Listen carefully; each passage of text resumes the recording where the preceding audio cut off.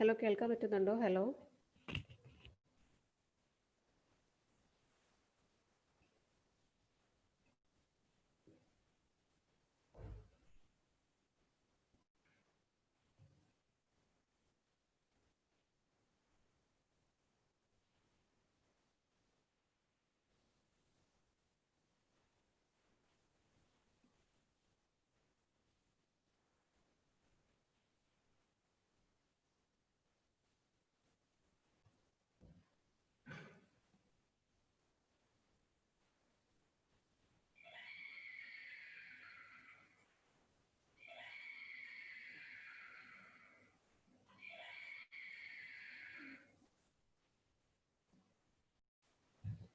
Torsion, etc. when a unit force moves from one end to the other end. So influence line diagram actually represent ചെയ്യുന്നത് ഓരോ stress റിസൾട്ടന്റിന്റെയും variation ആണ് when a unit load moves from one point to another. For example, ഈ ഒരു simply supported beam, ഈ ഫിഗറിൽ കാണുന്ന simply supported beam A ബിയിൽ when a unit load moves from A to B, ആ യൂണിറ്റ് ലോഡ് മൂവ് ചെയ്യുമ്പം ഏതെങ്കിലും ഒരു stress റിസൾട്ടന്റിന്റെ variation.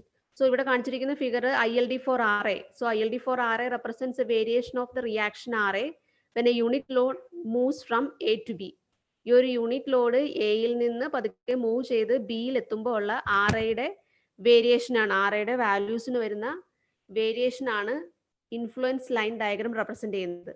Similarly we can draw the influence line diagram four shear force, bending moment, axial force etcetera. ഏത് stress resultant വേണമെങ്കിലും നമുക്ക് influence line diagram വരയ്ക്കാം. അത് actually represent ചെയ്യുന്നത് it is A variation in the values of A particular stress function or stress resultant when a unit force moves from one end to the other end. Okay, so ഒരു unit load ഒരു ബീമിന്റെ one എൻഡിൽ നിന്ന് other എൻഡിലേക്ക് move ചെയ്യുമ്പം ഏതെങ്കിലും ഒരു stress റിസൾട്ടിന് വരുന്ന variation ആണ് ഇൻഫ്ലുവൻസ് ലൈൻ ഡയഗ്രാം റെപ്രസെന്റ് ചെയ്യുന്നത്. So first simply supported beam. So simply supported beam in the influence line diagram. The ordinate of influence line at any section, for example, y1 represents the magnitude of that stress function when unit concentrated load is placed at that section. Okay. So ഇതിനകത്ത് ഈ ഒരു ILD4RA യിൽ ഇതാ y1 എന്ന് പറഞ്ഞ ഒരു point ഇവിടെ represent ചെയ്തിട്ടുണ്ട്. So actually this y1 represents, this ordinate represents the magnitude of that stress function when the concentrated load is placed at that section.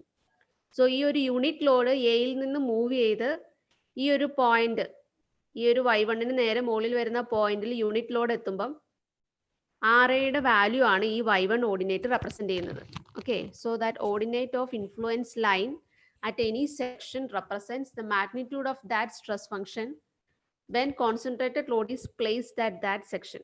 Okay, similarly next second diagram represent ചെയ്യുന്നത് ILD4RB ആണ്. Okay, so ILD4RB യുടെ diagram ആണിത്. ഇനി ഏത് figure എടുത്താലും, അതായത് ഒരു simply supported ബീമിൽ എന്ത് ലോഡ് വന്നാലും ILD ഡയഗ്രത്തിന് മാറ്റമില്ല. ഓക്കെ, സോ ILD4RA എപ്പോഴും ഇതുപോലെ ട്രയാങ്കുലർ ഷേപ്പ് ആയിരിക്കും. അതിൽ എയുടെ ലെഫ്റ്റ് സൈഡിൽ എപ്പോഴും ഓർഡിനേറ്റ് 1 ആയിരിക്കും, ദെൻ റൈറ്റ് സൈഡ് ഓർഡിനേറ്റ് 0 ആയിരിക്കും. ഓക്കെ, ഈ ഒരു ഷേപ്പ് ആയിരിക്കും ILD4RA. സിമിലർലി ILD4RB യുടെ ഷേപ്പ് എന്ന് പറയുന്നതും ഈ ഒരു ട്രയാങ്കുലർ ഷേപ്പ് ആണ്. അതിന്റെ റൈറ്റ് സൈഡിലെ ഓർഡിനേറ്റ്, റൈറ്റ് എൻഡിൽ മാക്സിമം ഓർഡിനേറ്റ് 1ഉം ലെഫ്റ്റ് എൻഡിൽ മാക്സിമം ഓർഡിനേറ്റ് 0 ആയിരിക്കും. ഓക്കെ,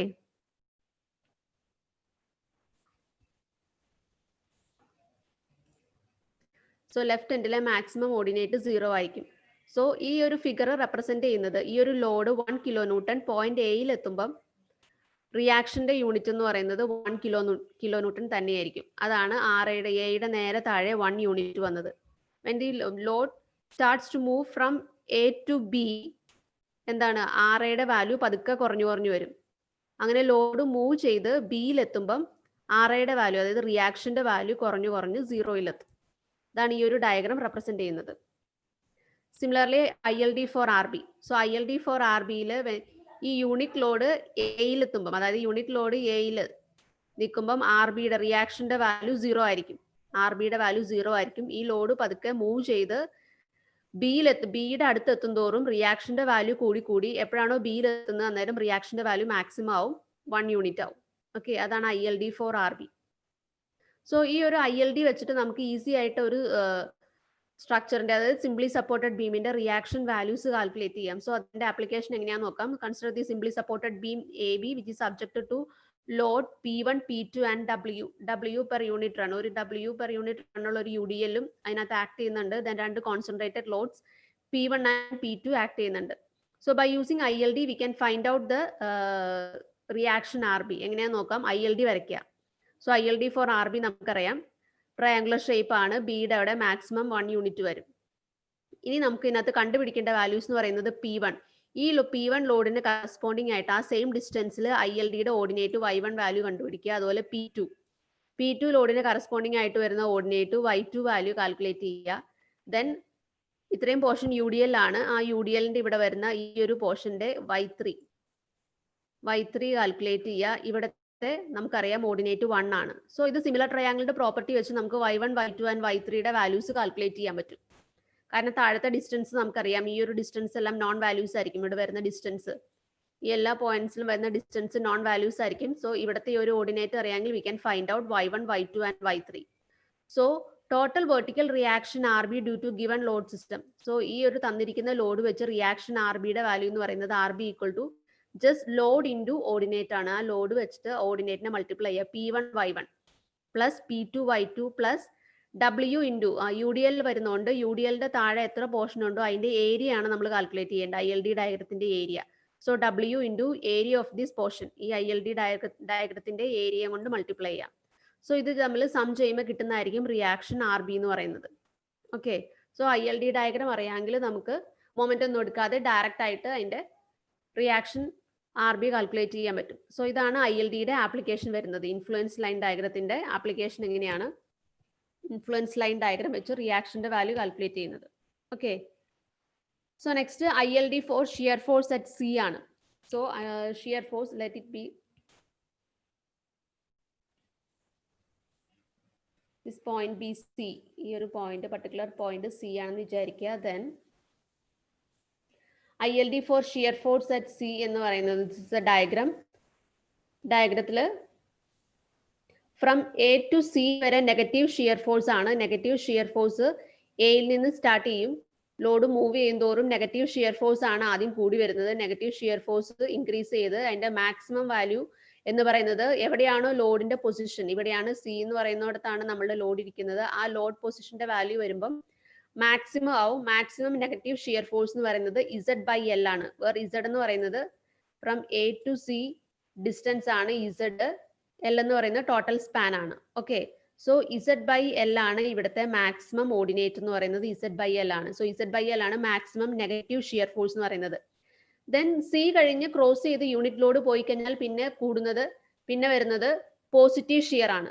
ഓക്കെ, സോ പോസിറ്റീവ് ഷിയറിന്റെ മാക്സിമം വാല്യൂ എന്ന് പറയുന്നത് maximum ordinate L minus Z/L ആണ്. ദെൻ പോസിറ്റീവ് ഷിയർ കൂടിയല്ല കുറയുകയാണ് ചെയ്യുന്നത്. പോസിറ്റീവ് ഷിയർ പതുക്കെ ഡിക്രീസ് ചെയ്ത് ബിയിലെത്തും തോറും 0 ആവും. ഓക്കെ, സോ ഒരു യൂണിറ്റ് ലോഡ്, ഇതിന്റെ സിംപ്ലി സപ്പോർട്ടഡ് ബീമിന്റെ ഫിഗർ ഇതാണ്. Simply supported beam AB subjected to a concentrated load 1 kN. ഈ ഒരു ഡിസ്റ്റൻസ് ആണ് Z, ടോട്ടൽ L. സോ ഈ ഒരു ഫിഗറിന്റെ ILD ഫോർ ഷിയർ ഫോഴ്സ് ആണ്. ILD for shear force at C. Point സിയിൽ വരുന്ന ഷിയർ ഫോഴ്സ്. ഓക്കെ, ആ ഷിയർ ഫോഴ്സിന്റെ ILD ഡയഗ്രം ആണ്. Okay, so from A to C വരെ നെഗറ്റീവ് ഷിയർ ഫോഴ്സ് ആണ്. നെഗറ്റീവ് അതായത് യൂണിറ്റ് ലോഡ് എയിൽ നിന്ന് മൂവ് ചെയ്യുന്തോറും, അതായത് ഇവിടുന്ന് എയിൽ നിന്ന് മൂവ് ചെയ്ത് സിയിൽ എത്തുന്ന വരെ നെഗറ്റീവ് ഷിയർ ഫോഴ്സ് ആണ്. ദെൻ അവിടെ നിന്ന് മൂവ് ചെയ്യുന്തോറും പോസിറ്റീവ് ഷിയർ. പിന്നെ next beyond the point positive shear ആണ് മാക്സിമം വരുന്നത് L മൈനസ് Z/L. അവിടെ നിന്ന് മൂവ് ചെയ്ത് പോകുന്തോറും എന്താണ് പോസിറ്റീവ് ഷിയർ കുറഞ്ഞ് 0-ലെത്തും. Okay, so this is ILD for shear force at C. So ഇപ്പൊ നമ്മൾ അറിഞ്ഞിരിക്കേണ്ട വാല്യൂ മാക്സിമം നെഗറ്റീവ് ഷിയർ Z/L-ഉം maximum positive shear L minus Z/L-ഉം ആണ്. ഓക്കെ, ഇസഡിന്റെ വാല്യൂ നമുക്കറിയാവുന്നതാണ്. L നമുക്കറിയാമെങ്കിൽ മാക്സിമം ഓർഡിനേറ്റ് നമുക്ക് കാൽക്കുലേറ്റ് ചെയ്യാൻ പറ്റും. ഓക്കെ, സോ ഈ ഒരു ഫിഗറിൽ നിന്ന് നമുക്ക് മനസ്സിലാവുന്ന എന്താ, എവിടെയാണോ ലോഡ് പൊസിഷൻ വരുന്നത് ആ ലോഡ് പൊസിഷനിലാണ് എന്താണ് നെഗറ്റീവ് ഷിയറും അതുപോലെ പോസിറ്റീവ് ഷിയറും മാക്സിമം വരുന്നത്. നെഗറ്റീവ് ഷിയർ വരുന്നത് ഈ പോയിന്റ് സിയുടെ ജസ്റ്റ് ലെഫ്റ്റ് അതായത് സി എത്തുന്നേക്ക് തൊട്ട് മുന്നെയാണ് മാക്സിമം നെഗറ്റീവ് ഷിയർ വരുന്നത്. ദെൻ സി കഴിഞ്ഞ് ജസ്റ്റ് അടുത്ത പോയിന്റ് എത്തുമ്പോൾ അത് പോസിറ്റീവ് ഷിയർ ആയിട്ട് മാറും. ഓക്കെ, സോ എവിടെയാണോ ലോഡ് പൊസിഷൻ വരുന്നത് ആ ലോഡ് പൊസിഷനിലായിരിക്കും മാക്സിമം ഷിയർ വരുന്നത്. സോ ഈ ILD ഡയഗ്രത്തിൽ നിന്ന് നമുക്കത് ക്ലിയർ ആണ്. ഷിയറിന്റെ വാല്യൂ, അതായത് നെഗറ്റീവ് ഷിയർ ആണെങ്കിലും പോസിറ്റീവ് ഷിയർ ആണെങ്കിലും മാക്സിമം വരുന്നത് അണ്ടർ ദ ലോഡ് ആണ്. ഓക്കെ, ഇനി ഇതിനകത്ത് ഇസഡ് കൂടുന്ന അനുസരിച്ച് ഇസഡിന്റെ, അതായത് ഈ ലോഡിന്റെ ഡിസ്റ്റൻസ് കൂടുന്ന അനുസരിച്ച്, ഇപ്പൊ ഈ ഇസഡ് ഇതാ ഇവിടെയാണെന്ന് വിചാരിക്കാം, ബിയോട് ചേർന്നിട്ടാണ് ഇസഡ് വരുന്നതെങ്കിൽ എന്തായിരിക്കും, അന്നേരം നെഗറ്റീവ് ഷിയർ കൂടി വരും. സോ നെഗറ്റീവ് ഷിയറിന്റെ വാല്യൂ ഇങ്ങനെ കൂടിയിട്ട് ഇവിടെ ഇങ്ങനെ നെഗറ്റീവ് ഷിയർ കൂടും, പോസിറ്റീവ് ഷിയർ അന്നേരം കുറയും, ഫിഗർ ഇങ്ങനെ വരും. ഓക്കെ, സോ ആ ലോഡ് മൂവ് ചെയ്യുന്ന അനുസരിച്ച് ആ നെഗറ്റീവ് ഷിയർ കൂടി വരും. ഓക്കെ, ഇനി ലോഡ് സപ്പോർട്ടിനോട് അടുത്ത്, സപ്പോർട്ടിനോട് അടുത്ത് വരുന്നതനുസരിച്ച് പോസിറ്റീവ് ഷിയർ ആയിരിക്കും. അതായത് ഇസഡ് കുറയുന്ന അനുസരിച്ച് പോസിറ്റീവ് ഷിയർ ആണ് കൂടുന്നത്. ഓക്കെ, ഇസഡ് ഇൻക്രീസ് ചെയ്ത് കഴിഞ്ഞാൽ നെഗറ്റീവ് ഷിയർ കൂടും, അതുപോലെ ഇസഡ് ഡിക്രീസ് ചെയ്ത് കഴിഞ്ഞിട്ടുണ്ടെങ്കിൽ പോസിറ്റീവ് ഷിയർ ആയിരിക്കും ഇൻക്രീസ് ചെയ്യുന്നത്. That is ILD for shear force at C. Next is, so അപ്പോൾ ഈ ഒരു വാല്യൂസ് ഇമ്പോർട്ടന്റ് ആണ് കേട്ടോ. L - Z/L, positive shear maximum വരുന്നത് L - Z/L-ലും നെഗറ്റീവ് ഷിയർ വരുന്നത്, നെഗറ്റീവ് ഷിയറിന്റെ മാക്സിമം ഓർഡിനേറ്റ് Z/L-ഉം ആണ്. ഓക്കെ, സോ ആ പോയിന്റിലെ ഷിയർ, പോയിന്റ് സിയിലെ ഷിയർ ഫോഴ്സ്, നെഗറ്റീവ് ഷിയർ ഫോഴ്സും അതുപോലെ പോസിറ്റീവ് ഷിയർ ഫോഴ്സും കാണണമെങ്കിൽ നമുക്ക് ഈസി ആയിട്ട് കാണാൻ പറ്റും. ഇപ്പൊ തന്നിരിക്കുന്ന ലോഡ് W കിലോ ന്യൂട്ടൺ ആണെന്ന് വിചാരിക്കുക. W കിലോ ന്യൂട്ടൺ ആണ് അറ്റ് സി. പോയിന്റ് സിയിലെ shear force, maximum negative shear force കാണാൻ പറഞ്ഞ് എന്ത് ചെയ്യണം, അറ്റ് സിയിലെ മാക്സിമം നെഗറ്റീവ് ഷിയർ ഫോഴ്സ് ആണെങ്കിൽ W ഇൻറ്റു Z/L ചെയ്ത് കഴിഞ്ഞാൽ we will get the maximum negative shear force at C. Similarly, maximum positive shear force at C കാണാൻ പറഞ്ഞ് എന്ത് ചെയ്യണം, maximum positive shear force at C ആണെങ്കിൽ same തന്നിരിക്കുന്ന load W into നമ്മളുടെ ordinate L - Z/L. Okay, L - Z/L ചെയ്ത് കഴിഞ്ഞാൽ we will get the maximum positive shear force. Okay, so ILD ഡയഗ്രത്തിൽ നിന്ന് നമുക്ക് മാക്സിമം നെഗറ്റീവ് ഷിയർ ഫോഴ്സും അതുപോലെ പോസിറ്റീവ് ഷിയർ ഫോഴ്സും കിട്ടും. ഏത് പോയിന്റിൽ വേണമെങ്കിലും നമുക്ക് കാൽക്കുലേറ്റ് ചെയ്യാം. ഇതൊരു ആർബിട്രറി പോയിന്റ് ആണ്, പോയിന്റ് സി ഇസ് എ ഡിസ്റ്റൻസിൽ. നമുക്കിനി ഏത് പോയിന്റിൽ വേണമെങ്കിലും മാക്സിമം നെഗറ്റീവും പോസിറ്റീവ് ഷിയർ ഫോഴ്സും കാൽക്കുലേറ്റ് ചെയ്യാം. Next is ILD for bending moment at C ആണ്, ഒരു സിംപ്ലി സപ്പോർട്ടഡ് ബീമിന്റെ. Simply supported beam, concentrated load at point C ആണെന്ന് വിചാരിക്കുക, 1 kilo newton, which is at a distance Z from A. ഈ ഒരു ഡിസ്റ്റൻസിലാണ് പോയിന്റ് എങ്കിൽ അതിന്റെ ILD ഫോർ ബെൻഡിങ് മൊമെന്റിന്റെ ഡയഗ്രാം ആണ്, ട്രയാങ്കുലർ ഷേപ്പ് ആണ്. അതിന്റെ മാക്സിമം ഓർഡിനേറ്റ് എന്ന് പറയുന്നത്, പോയിന്റ് സിയിൽ വരുന്ന maximum ordinate Z into L - Z/L ആണ്. ഓക്കെ, സോ ഇസഡിന്റെ വാല്യൂ നമുക്ക് അറിയാവുന്നതുകൊണ്ട് ഈ മാക്സിമം ഓർഡിനേറ്റ് നമുക്ക് കിട്ടും. So Z into L - Z/L ആണ് maximum bending moment. So bending moment എപ്പോഴും മാക്സിമം എവിടെയായിരിക്കും, അണ്ടർ ദ ലോഡ് തന്നെയാണ്. ഓക്കെ, സോ ലോഡിന്റെ പൊസിഷൻ അനുസരിച്ച് ഈ ഒരു മാക്സിമം ഓർഡിനേറ്റിന്റെ പൊസിഷൻ മാറിക്കൊണ്ടിരിക്കും. ഓക്കെ, എവിടെയാണോ ലോഡ് വരുന്നത് ആ ലോഡ് പൊസിഷനിലാണ് ഈ ഒരു maximum ordinate Z into L - Z/L വരുന്നത്. ഓക്കെ, സോ ILD പഠിക്കാൻ നേരത്തെ ഈ സിംപ്ലി സപ്പോർട്ടഡ് ബീമിന്റെ ഷിയർ ഫോഴ്സ് അതുപോലെ ബെൻഡിങ് മൊമെന്റിന്റെ ILD ഡയഗ്രാം കാണാതെ പഠിച്ചു കഴിഞ്ഞാൽ നമുക്ക് ഒരു സിംപ്ലി സപ്പോർട്ടഡ് ബീമിന്റെ ഷിയർ ഫോഴ്സും ഏത് പോയിന്റിലെ ഷിയർ ഫോഴ്സും അതുപോലെ ബെൻഡിങ് മൊമെന്റ് ഡയഗ്രാം നമുക്ക് ബെൻഡിങ് മൊമെന്റിന്റെ വാല്യൂസും ഈസി ആയിട്ട് കാൽക്കുലേറ്റ് ചെയ്യാൻ പറ്റും ഈ ഒരു രണ്ട് ഫിഗറിന്റെ വാല്യൂസ് അറിയാമെങ്കിൽ. ഷിയർ ഫോഴ്സ് ആണെങ്കിൽ Z/L-ഉം L - Z/L-ഉം, ബെൻഡിങ് മൊമെന്റ് ആണെങ്കിൽ Z into L - Z/L. Okay, so next is use of influence line diagram. Influence line ഡയഗ്രത്തിന്റെ applications ആണ്. So using influence line diagrams for shear force and bending moment at section, shear force and bending moment at that section for any given loading can be found easily. So by using this ILD diagram for unit load, we can find out the shear force and bending moment at any section for any given loading. ഏത് load തന്നാലും ആ ലോഡിന്റെ shear ഫോഴ്സും bending momentum നമുക്ക് ILD diagram, ആ രണ്ട് ILD diagram വെച്ച് നമുക്ക് കാൽക്കുലേറ്റ് ചെയ്യാൻ പറ്റും. So let us see how can we find out the shear force and bending moment. So consider this simply supported beam AB which is subjected to loads W1, W2, W3 and W4. 4 concentrated loads ആണ് act ചെയ്യുന്നത്. So a simply supported beam subjected to 4 concentrated loads and this is ILD for shear force ആണ്. ILD for shear force വരയ്ക്കുക. Point C, നമുക്ക് വേണ്ടത് point സിയിലെ shear force ആണെന്ന് വിചാരിക്കുക. Point സിയിലെ ഷിയർ ഫോഴ്സ് ആണ് point C which is at a distance A from support A ആണ്.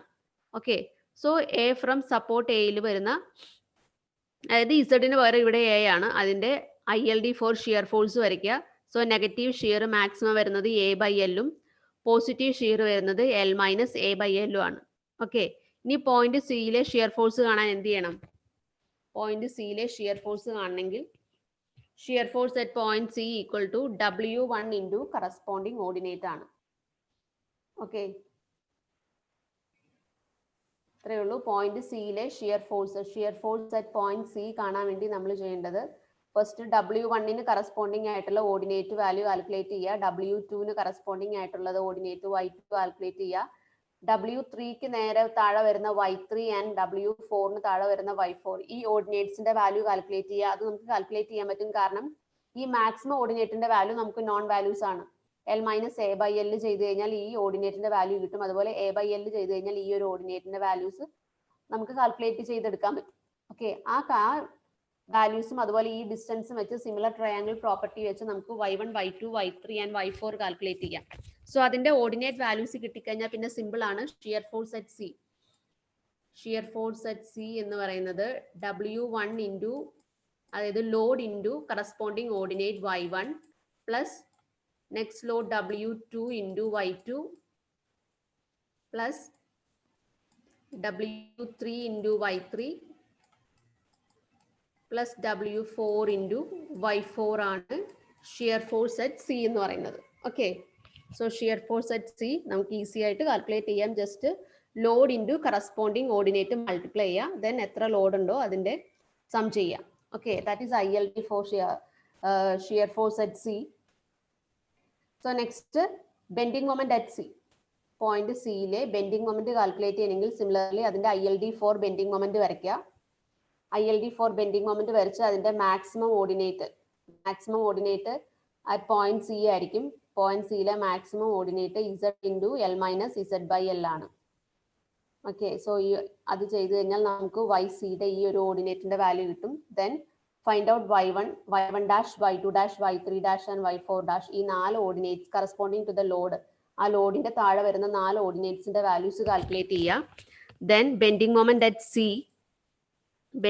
അറ്റ് സി എന്ന് പറയുന്നത് W1 into Y1 dash plus W2 into Y2 dash plus W3 into Y3 dash plus W4 into Y4 dash ആണ്.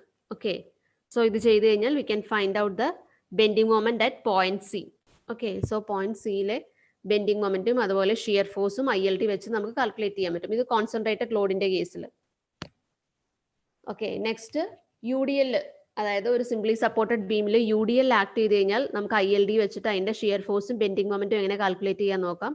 Just simple ആണ്. UDL വന്നു കഴിഞ്ഞാൽ നമ്മൾ ചെയ്യുന്നത് load intensity into area ആണ്. ആ ILD ഡയഗ്രത്തിൽ ആ UDL വന്ന പോർഷനിലെ ഏരിയ കാണുക, ദെൻ ലോഡ് ഇൻറ്റു ഏരിയ ചെയ്ത് കഴിഞ്ഞാൽ we can find out the shear force and bending moment. Okay, so shear force at C is equal to intensity of UDL times the area under the load in ILD of FC.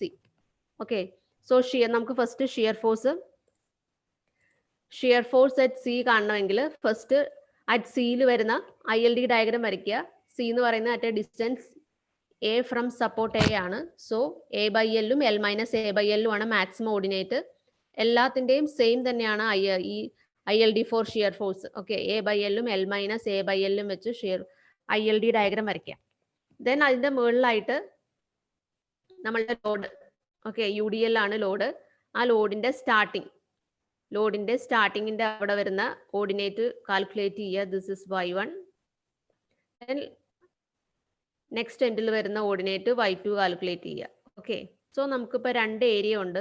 ഇവിടെ ഒരു area ഉണ്ട്, ഇവിടെ ഒരു area ഉണ്ട്. നമുക്കറിയാം this is negative and this is positive area. Okay, so negative ഏരിയയുടെ അത്രയും വരുന്ന നെഗറ്റീവ് ഷിയർ ഫോഴ്സ് ആയിരിക്കും. സോ ആ നെഗറ്റീവ് ഷിയർ ഫോഴ്സ് കാണാൻ വേണ്ടി എന്ത് ചെയ്യണം? ലോഡ് ഇന്റൻസിറ്റി ഇൻറ്റു ഈ ഏരിയനെ A1 ആയിട്ട് എടുക്കാം into area A1.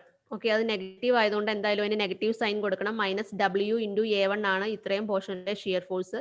Plus next പോർഷനിലെ ഷിയർ ഫോഴ്സ് എന്ന് പറയുന്നത് പോസിറ്റീവ് ഷിയർ ആണ്. സോ W ഇൻറ്റു അവിടുത്തെ കറസ്പോണ്ടിങ് ഏരിയ കാണുക, A2 കാണുക. ഓക്കെ, ഇതൊരു ട്രപ്പീസോയിഡ് ആയിട്ടാണ് വരുന്നത്. സോ ട്രപ്പീസോയിഡിന്റെ ഏരിയ കാണുന്നത് എങ്ങനെയാണ് അതുപോലെ അതിന്റെ ഏരിയ കാണുക. ദെൻ ഇത് രണ്ടും കൂടെ സം ചെയ്യുക. ഇത് രണ്ടും കൂടെ സം ചെയ്യുമ്പോൾ കിട്ടുന്നതാണ് ഷിയർ ഫോഴ്സ് അറ്റ് സി എന്ന് പറയുന്നത്. Okay, so U D L ആണെങ്കിൽ ഒന്നുമില്ല, load intensity into corresponding area under the ILD diagram ആണ്. Okay, so area under the load in ILD of F C. ഇതുപോലെ തന്നെ നമുക്ക് ബെൻഡിങ് മൊമെന്റ് അറ്റ് സി കാണാൻ പറ്റും. Bending moment at C is equal to intensity of UDL times the area under the load in ILD of MC. ILD of bending moment at C. So ഇതും അതുപോലെ തന്നെ ഈ UDLന്റെ പോർഷനിൽ വരുന്ന area അത്രയും mark ചെയ്യുക. ദെൻ ഇവിടുത്തെ ഓർഡിനേറ്റ്സ് കാൽക്കുലേറ്റ് ചെയ്യുക. y1 y2. ഈ സെന്ററിൽ വരുന്ന മാക്സിമം ഓർഡിനേറ്റ് നമുക്ക് അറിയാവുന്നതാണ്, ദാറ്റ് ഈസ് Z അല്ലെങ്കിൽ A into L minus A by L. ഇവിടെ തന്നിരിക്കുന്ന ഡിസ്റ്റൻസ് A ആയതുകൊണ്ട് A തന്നെ എഴുതുന്നു, A into L minus A by L. So maximum YC കിട്ടും. YC കൊണ്ട് y1 ആൻഡ് y2 കാൽക്കുലേറ്റ് ചെയ്യാൻ പറ്റും. ഇനി ബെൻഡിങ് മൊമെന്റ് അറ്റ് സി ആണെങ്കിൽ ടോട്ടൽ ഏരിയ കാണുക, then load intensity into area ചെയ്യാം. Okay, so that we can find out the bending moment at C. So next is maximum shear force and bending moment values due to point loads. So ഒരു point load move ചെയ്യുമ്പോൾ വരുന്ന maximum shear forceും അതുപോലെ maximum bending moment. So നമുക്ക് നോക്കാം. From the figure it is clear that maximum negative shear force occurs when the load is just to the left of the section C. Okay, so maximum shear force ഈ ഒരു ഫിഗറിൽ നിന്ന് നമുക്ക് direct മനസ്സിലാവും shear force. Negative shear force ഏറ്റവും maximum എത്തുന്നത് to the left of point C ആണ്. This is point C. So when the load is just to the left of the section C, അവിടെ വരുന്ന മാക്സിമം നെഗറ്റീവ് ഷിയർ ഫോഴ്സ് എന്ന് പറയുന്നത് എന്തായിരിക്കും? ഇവിടുത്തെ ordinate Z by L ആണ്. So W into Z by L ആണ് maximum negative shear force. Okay, ഈ ഒരു വാല്യൂ ഓർത്തിരിക്കുക. Maximum negative shear force at point C equal to W Z by L ആണ് negative shear force. Then similarly maximum positive shear force occurs when the load is just to the right of the section. Okay, ഈ ഒരു സെക്ഷന്റെ അതായത് point സിയുടെ just റൈറ്റിലാണ് maximum positive shear force വരുന്നത്. Positive shear ഫോഴ്സിന്റെ ordinate L minus Z by L ആണ്. So maximum positive shear force തന്നിരിക്കുന്ന ലോഡ് കൊണ്ടുള്ള ഷിയർ ഫോഴ്സ് കിട്ടാൻ വേണ്ടി എന്ത് ചെയ്യണം? ഓർഡിനേറ്റ് ഇൻറ്റു ലോഡ് ആണ്, അതായത് W into L minus Z by L. So ഈ വാല്യൂ ആയിരിക്കും മാക്സിമം പോസിറ്റീവ് ഷിയർ ഫോഴ്സ് എന്ന് പറയുന്നത്. ഒരു മൂവിങ് ലോഡ് കൊണ്ട് ഒരു സിംപ്ലി സപ്പോർട്ടഡ് ബീമിൽ ഉണ്ടാവുന്ന maximum positive shear W into L minus Z by L ആണ്. Okay, from ILD for moment MC it is clear that maximum bending moment will occur when the load is on the section itself. Okay, ഈ ഒരു ഫിഗറിൽ നിന്ന് ILD for bending moment ആണിത്. ILD for bending moment at C ആണ്. Okay, so from this figure it is clear that maximum bending moment will occur when the load is on the section itself. ഏത് പോയിന്റിലാണോ നമ്മൾ ILD വരച്ചത്, അതായത് at point സിയില് bending മൊമെന്റിന്റെ ആണ് നമ്മൾ ILD വരച്ചത്. So ആ point തന്നെ ലോഡ് വരുമ്പോഴാണ് ഏറ്റവും മാക്സിമം ബെൻഡിങ് മൊമെന്റ് വരുന്നത്. സോ അവിടുത്തെ മാക്സിമം ബെൻഡിങ് മൊമെന്റ് എന്ന് പറയുന്നത് W into Z into L minus Z by L ആണ്.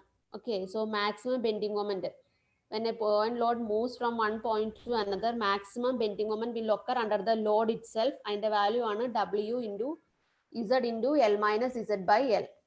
Okay, so ഇത് important ആണ്. When a beam subjected to a single point load, എവിടെ ഏതൊക്കെ പൊസിഷനിലാണ് മാക്സിമം നെഗറ്റീവ് ഷിയർ ഫോഴ്സും അതുപോലെ മാക്സിമം പോസിറ്റീവ് ഷിയർ ഫോഴ്സും അതുപോലെ മാക്സിമം ബെൻഡിങ് മൊമെന്റ് വരുന്നത്, അതിന്റെ വാല്യൂസ്. ഓക്കെ,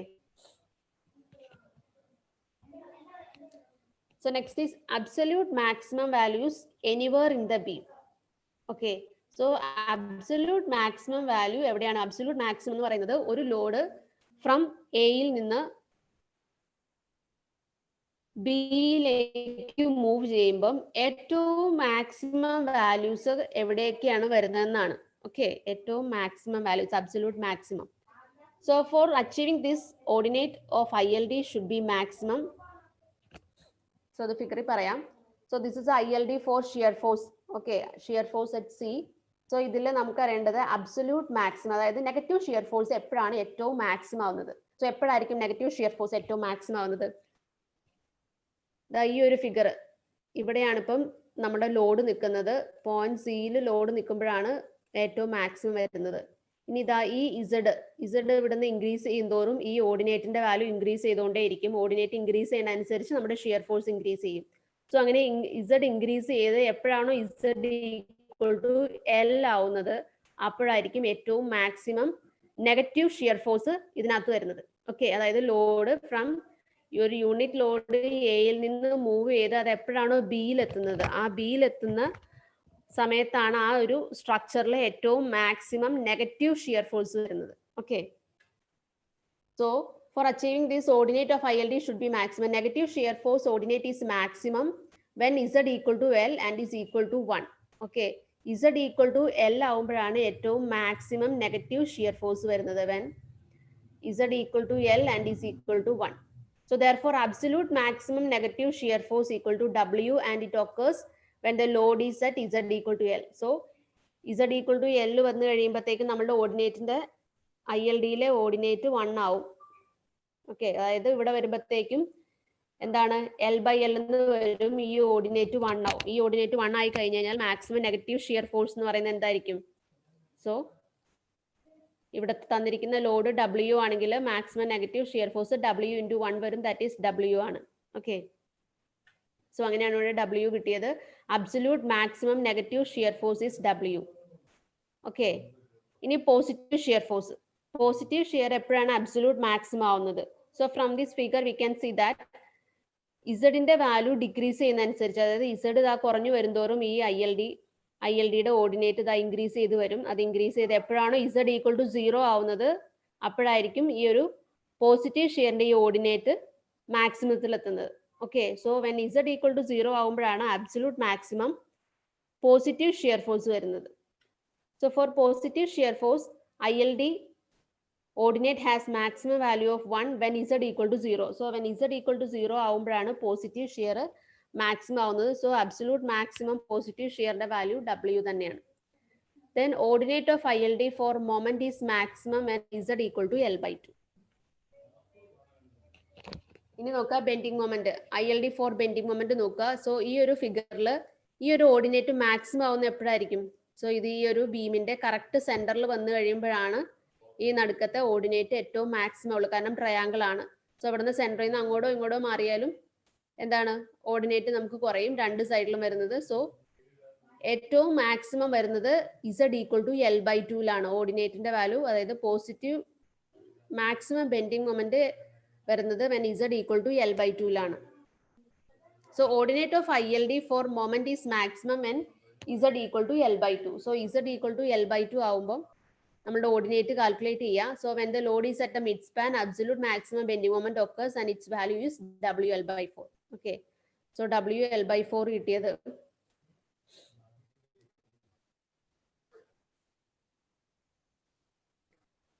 സോ ഇവിടുത്തെ Z എന്ന് പറയുന്നത് L/2. Z L/2 സബ്സ്റ്റിറ്റ്യൂട്ട് ചെയ്യുക, L/2 സബ്സ്റ്റിറ്റ്യൂട്ട് ചെയ്ത് സിംപ്ലിഫൈ ചെയ്യുക. സിംപ്ലിഫൈ ചെയ്ത് കഴിയുമ്പോൾ നമുക്ക് കിട്ടുന്നത് L/4 ആണ്. സോ W ഇൻറ്റു L/4 ചെയ്ത് കഴിയുമ്പോഴാണ് സെന്ററിലെ മിഡ് സ്പാനിലെ മാക്സിമം bending moment കിട്ടുന്നത്. Okay, so maximum bending moment occurs at the midspan and its value is WL/4. Then uniformly distributed load longer than span. So അടുത്തത് ഒരു simply supported ബീമിൽ ഒരു uniformly distributed load move ചെയ്യാണ്. Okay, from one end to the other end. So ഈ uniformly distributed load എന്ന് വെച്ചാൽ അതിന്റെ പ്രത്യേകത എന്താണ്? Which is longer than span ആണ്. ഓക്കെ, സ്പാനിനേക്കാൾ കൂടുതലുള്ള ഒരു UDL മൂവ് ചെയ്ത് കഴിഞ്ഞാൽ അതിന്റെ maximum bending moment and shear force. So this is simply supported beam. So ഒരു UDL മൂവ് ചെയ്യാണ്. ഓക്കെ, സോ UDLന്റെ ലെങ്ത് എന്ന് പറയുന്നത് which is longer than this span L ആണ്. Okay, so maximum shear force and bending moment at A given section, ഒരു given സെക്ഷനിൽ എപ്പോഴാണ് maximum bending momentum shear ഫോഴ്സും കാണാൻ വേണ്ടിയിട്ട്. So load intensity times area of ILD over loaded length gives the value of stress resultant. So negative shear force is maximum when the load covers the portion AC. So this is the ILD diagram. ഇങ്ങനെയാണ് ILD for shear force വരുന്നത്. Okay, this is point A and this is point C and this is point B. So നമുക്ക് വേണ്ടത് point സിയിലെ shear force ആണ്. Point സിയിൽ വരുന്ന maximum negative shear force കിട്ടണം. So maximum negative shear force point സിയിൽ വരണമെങ്കിൽ this is Z/L and this ordinate is L minus Z/L. Negative shear force is maximum when the load covers the portion AC. So UDL വന്നു കഴിഞ്ഞാൽ നമ്മൾ shear force കാണുന്ന കഴിഞ്ഞാൽ load intensity into area ആണ്. So ഈ ഒരു UDL എന്ന് പറയുന്നത് ലോങ്ങർ ദാൻ സ്പാൻ ആണ്. കാരണം ഇത് from A to B move ചെയ്താലും അതിന്റെ ടെയിൽ പോർഷൻ ബിയോണ്ട് ബി നിൽക്കും. കാരണം സ്പാനിനേക്കാളും വലുതാണ് UDL. സോ ഈ UDL മൂവ് ചെയ്ത് എപ്പോഴാണോ ഈ AC എന്നുള്ള പോർഷൻ ഫുൾ കവർ ചെയ്യുന്നത് ആ സമയത്താണ് നെഗറ്റീവ് ഷിയർ ഫോഴ്സ് ഏറ്റവും മാക്സിമം ആവുന്നത്. So AC portion full cover ചെയ്ത് കഴിഞ്ഞാൽ നമുക്ക് ഈ ടോട്ടൽ ഏരിയ കൺസിഡർ ചെയ്യാൻ പറ്റും four calculating shear force. So W load intensity into area under this load വരും. സോ നമുക്ക് മാക്സിമം പോസിറ്റീവ് ഷിയർ ഫോഴ്സ് കിട്ടും. Okay, so when the load covers a portion AC, then we will get the maximum negative shear force ആണ്. Maximum negative shear force F equal to W into area of ILD for FC in the length AC. അതിന്റെ area കാണുമ്പം W Z square into Z square by 2L എന്ന് കിട്ടും. Okay, W into Z by L അല്ല half BH വെച്ച് half into this distance is Z, half into Z into Z by L ചെയ്ത് കഴിഞ്ഞാൽ W Z square by 2L.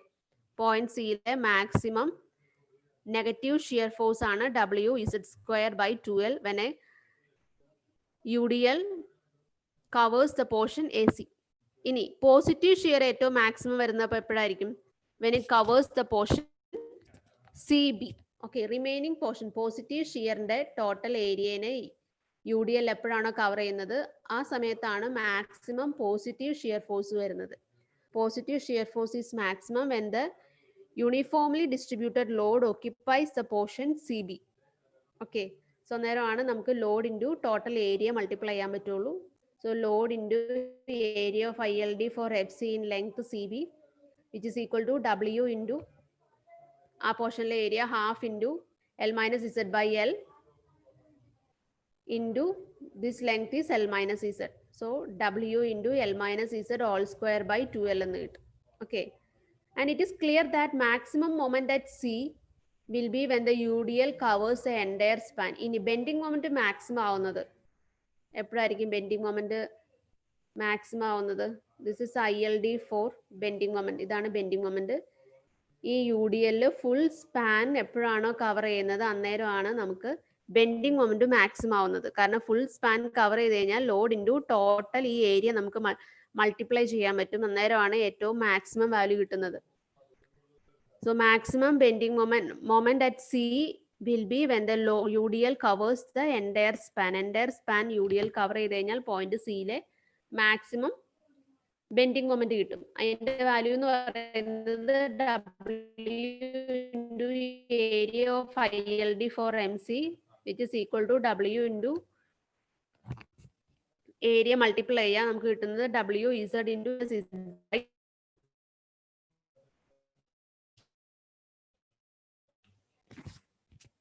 Next. Okay, ഇനി ഒരു ഒരു UDL from A to B move ചെയ്യുമ്പം absolute maximum വരുന്ന point ഏറ്റവും maximum negative shear ഫോഴ്സും അതുപോലെ പോസിറ്റീവ് ഷിയർ ഫോഴ്സും മാക്സിമം ബെൻഡിങ് മൊമെന്റും വരുന്നത്.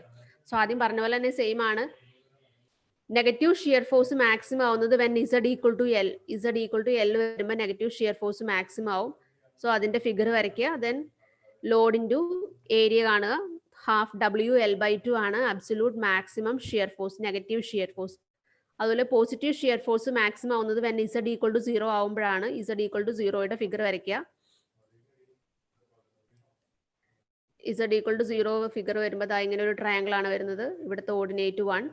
So load intensity into total area ചെയ്യുക. ഏരിയ ചെയ്യുമ്പോൾ കിട്ടുന്നത് WL by 2 ആണ്. ഇനി ബെൻഡിങ് മൊമെന്റ് മാക്സിമം ആവുന്നത് എപ്പോഴാ? മിഡ് സ്പാനിലാണ് ഏറ്റവും മാക്സിമം ആവുന്നത് Z equal to L by 2. So Z equal to L by 2 substitute ചെയ്ത് കഴിഞ്ഞാൽ നമുക്ക് കിട്ടുന്ന maximum bending moment WL square by 8. Okay, so ഒരു സിംപ്ലി സപ്പോർട്ടഡ് ബീമിൽ UDL ആക്ട് ചെയ്ത് കഴിഞ്ഞാൽ അവിടുത്തെ മാക്സിമം ബെൻഡിങ് മൊമെന്റ് എന്ന് പറയുന്നത് WL square by 8 ആണ്. ഓക്കെ,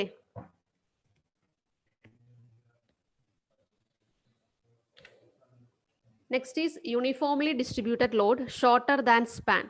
ഇനി സ്പാനിനേക്കാളും ചെറിയ ഒരു UDL ആണ് മൂവ് ചെയ്യുന്നതെന്ന് വിചാരിക്കുക. From A to B move ചെയ്യുകയാണെങ്കിൽ എങ്ങനെയാണ് maximum shear force and bending moment calculate ചെയ്യുന്നത് നോക്കാം. From ILD for shear force at C, it is clear that maximum shear force will develop when the head of the load reaches the section. Okay, so maximum negative shear force വരുന്നത് ഈ load ഇവിടുന്ന് move ചെയ്യാണ് from A to B, load പതുക്കെ move ചെയ്യാണ്. എപ്പോഴാണോ ഈ ലോഡിന്റെ head, അതായത് ഈ പോയിന്റ് സിയിൽ യു ഡി എല്ലിന്റെ ഹെഡ് ആ സെക്ഷനിൽ ടച്ച് ചെയ്യുന്നത്, ആ സമയത്താണ് ഏറ്റവും മാക്സിമം നെഗറ്റീവ് ഷിയർ ഫോഴ്സ് വരുന്നത്.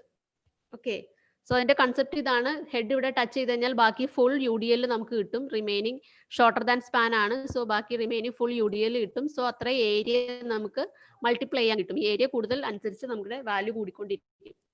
ഓക്കെ, സോ എപ്പോഴാണോ ഈ യു ഡി എല്ലിന്റെ ഹെഡ് പോയിന്റ് സിയിൽ ടച്ച് ചെയ്യുന്നത്, ആ സമയത്തായിരിക്കും മാക്സിമം നെഗറ്റീവ് ഷിയർ ഫോഴ്സ്. ഇനി മാക്സിമം പോസിറ്റീവ് ഷിയർ ഫോഴ്സ് വരുന്നത്, for maximum positive shear force the tail of the U D L should reach the section.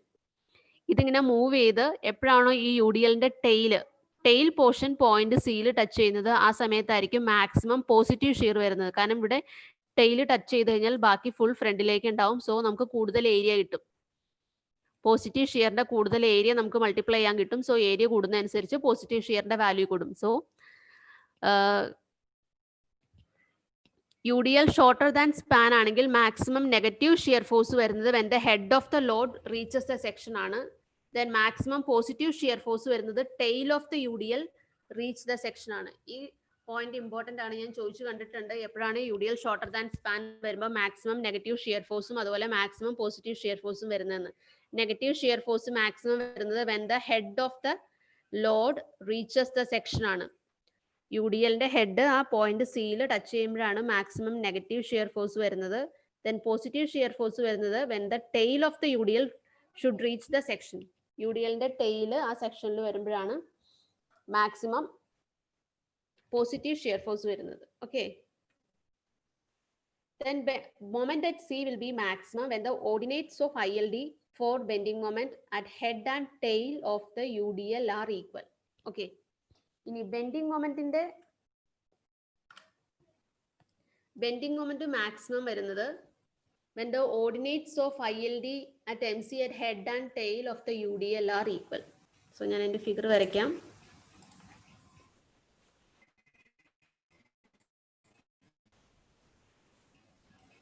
So ഇങ്ങനെയാണ് ILD ഫോർ ബെൻഡിങ് മൊമെന്റ് വരുന്നത്. This is point C.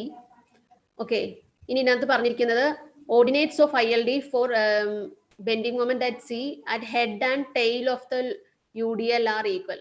So ഇങ്ങനെയാണ് UDL നിൽക്കുന്നതെങ്കിൽ this is the tail portion and this is a head portion and this ordinate is y1 and this ordinate is y2 എന്ന് വിചാരിക്കുക. എപ്പോഴാണോ y1 equal to y2 ആവുന്നത്, ആ സമയത്താണ് bending moment maximum ആവുന്നത്. Maximum bending മൊമെന്റിന്റെ value നമുക്ക് കിട്ടണമെങ്കിൽ എന്ത് ചെയ്യണം? The ordinates at the head and tail of the UDL are equal. UDLന്റെ ഹെഡിലും ടൈലിലും വരുന്ന ഓർഡിനേറ്റ്സിന്റെ വാല്യൂ സെയിം ആയിരിക്കണം. അങ്ങനെ മൂവ് ചെയ്ത് ഏത് പൊസിഷനിൽ എത്തുമ്പോഴാണോ y1 ഈക്വൽ ടു y2 ആവുന്നത്, ആ ടൈമിലാണ് പോയിന്റ് സിയിലെ ഏറ്റവും മാക്സിമം ബെൻഡിങ് മൊമെന്റ് വരുന്നത്. ഓക്കെ, സോ ഈ y1 ഈക്വൽ ടു y2 വരാനുള്ള കണ്ടീഷൻ ഇതാണ്, x/d ഈക്വൽ ടു z/l. അതായത് bending moment at a section is maximum when the load is so placed that the section divides the load in the same ratio as it divides the span. Okay, so that means ഈ ഒരു point C, അതായത് ഈ ഒരു section ഈ ഒരു സ്പാനിനെ divide ചെയ്തിരിക്കുന്ന ratio എന്ന് പറയുന്നത് from A to C Z ആണ്. ടോട്ടൽ സ്പാൻ എൽ ആണ്. സോ ഈ ഒരു സെക്ഷൻ ഈ പോയിന്റ് സി ഈ ഒരു സ്പാനെ ഡിവൈഡ് ചെയ്തിരിക്കുന്ന റേഷ്യോ എന്ന് പറയുന്നത് z/l ആണ്.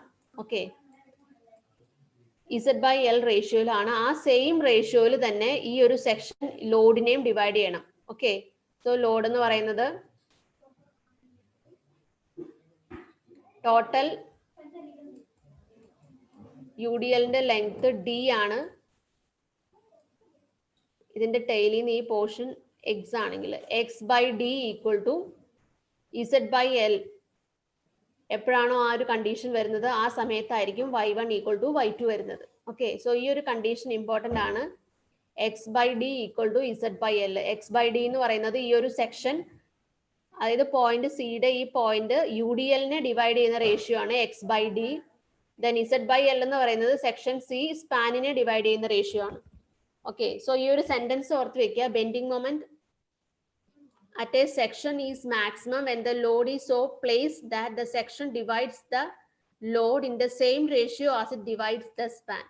Okay, കഴിഞ്ഞ എക്സാമിന് ചോദിച്ചത് ഈ സെയിം സെന്റൻസ് തന്നെയാണ് ചോദിച്ചത്. UDL ഷോർട്ടർ ദാൻ സ്പാൻ വരുമ്പോൾ ഒരു പർട്ടിക്കുലർ സെക്ഷനിൽ ബെൻഡിങ് മൊമെന്റ് മാക്സിമം ആവുന്നത്. സോ ബെൻഡിങ് മൊമെന്റ് മാക്സിമം ആവാനുള്ള കണ്ടീഷൻ ഇതാണ്. The section divides the load in the same ratio as it divides the span. ആ സെക്ഷൻ എങ്ങനെയാണോ സ്പാനിനെ ഡിവൈഡ് ചെയ്ത്, ഏത് റേഷ്യോയിലാണോ സ്പാനിനെ ഡിവൈഡ് ചെയ്തിരിക്കുന്നത് ആ സെയിം റേഷ്യോയിൽ തന്നെ UDL ഡിവൈഡ് ചെയ്യണം. Then will be the ordinate y1 equal to y2. Okay, y1 equal to y2 അന്നേരം ആവുള്ളൂ. എങ്കിൽ മാത്രമാണ് നമുക്ക് മാക്സിമം ബെൻഡിങ് മൊമെന്റ് കിട്ടുള്ളൂ അറ്റ് പോയിന്റ് സി. ഓക്കെ, ഇനി position for absolute maximum moment. Absolute maximum bending moment കിട്ടാനുള്ള condition ഇതാണ്. Z equal to L/2. Z equal to L/2 വരുമ്പോഴാണ് നമുക്ക് അബ്സല്യൂട്ട് മാക്സിമം ബെൻഡിങ് മൊമെന്റ് കിട്ടുന്നത്. അബ്സല്യൂട്ട് മാക്സിമം ബെൻഡിങ് മൊമെന്റ് എന്ന് പറയുന്നത് ഒരു UDL A to B move ചെയ്യുമ്പം ഏത് പോയിന്റിലാണോ ഏറ്റവും മാക്സിമം ബെൻഡിങ് മൊമെന്റ് വരുന്നത്. ഇവിടെ നമുക്ക് സി എന്ന് പറഞ്ഞ പോയിന്റ് ഇല്ല. ഏത് പോയിന്റിലാണ് ഏറ്റവും മാക്സിമം ബെൻഡിങ് മൊമെന്റ് വരുന്നത് അതാണ് absolute maximum bending moment. So absolute maximum bending moment occurs at mid span. UDL shorter than span ആണെങ്കിൽ absolute maximum bending moment occurs at mid span. And the position of load is to be such that the section divides the load in the same ratio as it divides the span, which means that absolute maximum moment center of gravity of the load will be at the mid span. So Z equal to L/2 ആണെങ്കിൽ ആ same തന്നെ റേഷ്യോയിൽ നമ്മളുടെ ലോഡും divide ചെയ്യണം എങ്കിൽ മാത്രമാണ് maximum absolute maximum bending moment കിട്ടുള്ളൂ. So ആ പൊസിഷൻ ഓർത്തിരിക്കുക. UDL shorter than span. Okay, so ഇത്രയാണ് ILD നമ്മൾ ഓർത്തിരിക്കേണ്ട കാര്യങ്ങൾ. ILD എന്ന് പറയുന്നത് ഇമ്പോർട്ടൻ്റ് ആണ്. മിക്കവാറും എല്ലാ AE എക്സാംസും ഞാൻ ചോദിച്ചു കണ്ടിട്ടുണ്ട്. ILD ഒരു ക്വസ്റ്റ്യൻ എങ്കിലും ചോദിച്ചിരിക്കും. ഓക്കെ, സോ ILD പോർഷൻ പഠിക്കുക. എന്തെങ്കിലും ഡൗട്ട്സ് ഉണ്ടെങ്കിൽ ചോദിക്കാം കേട്ടോ.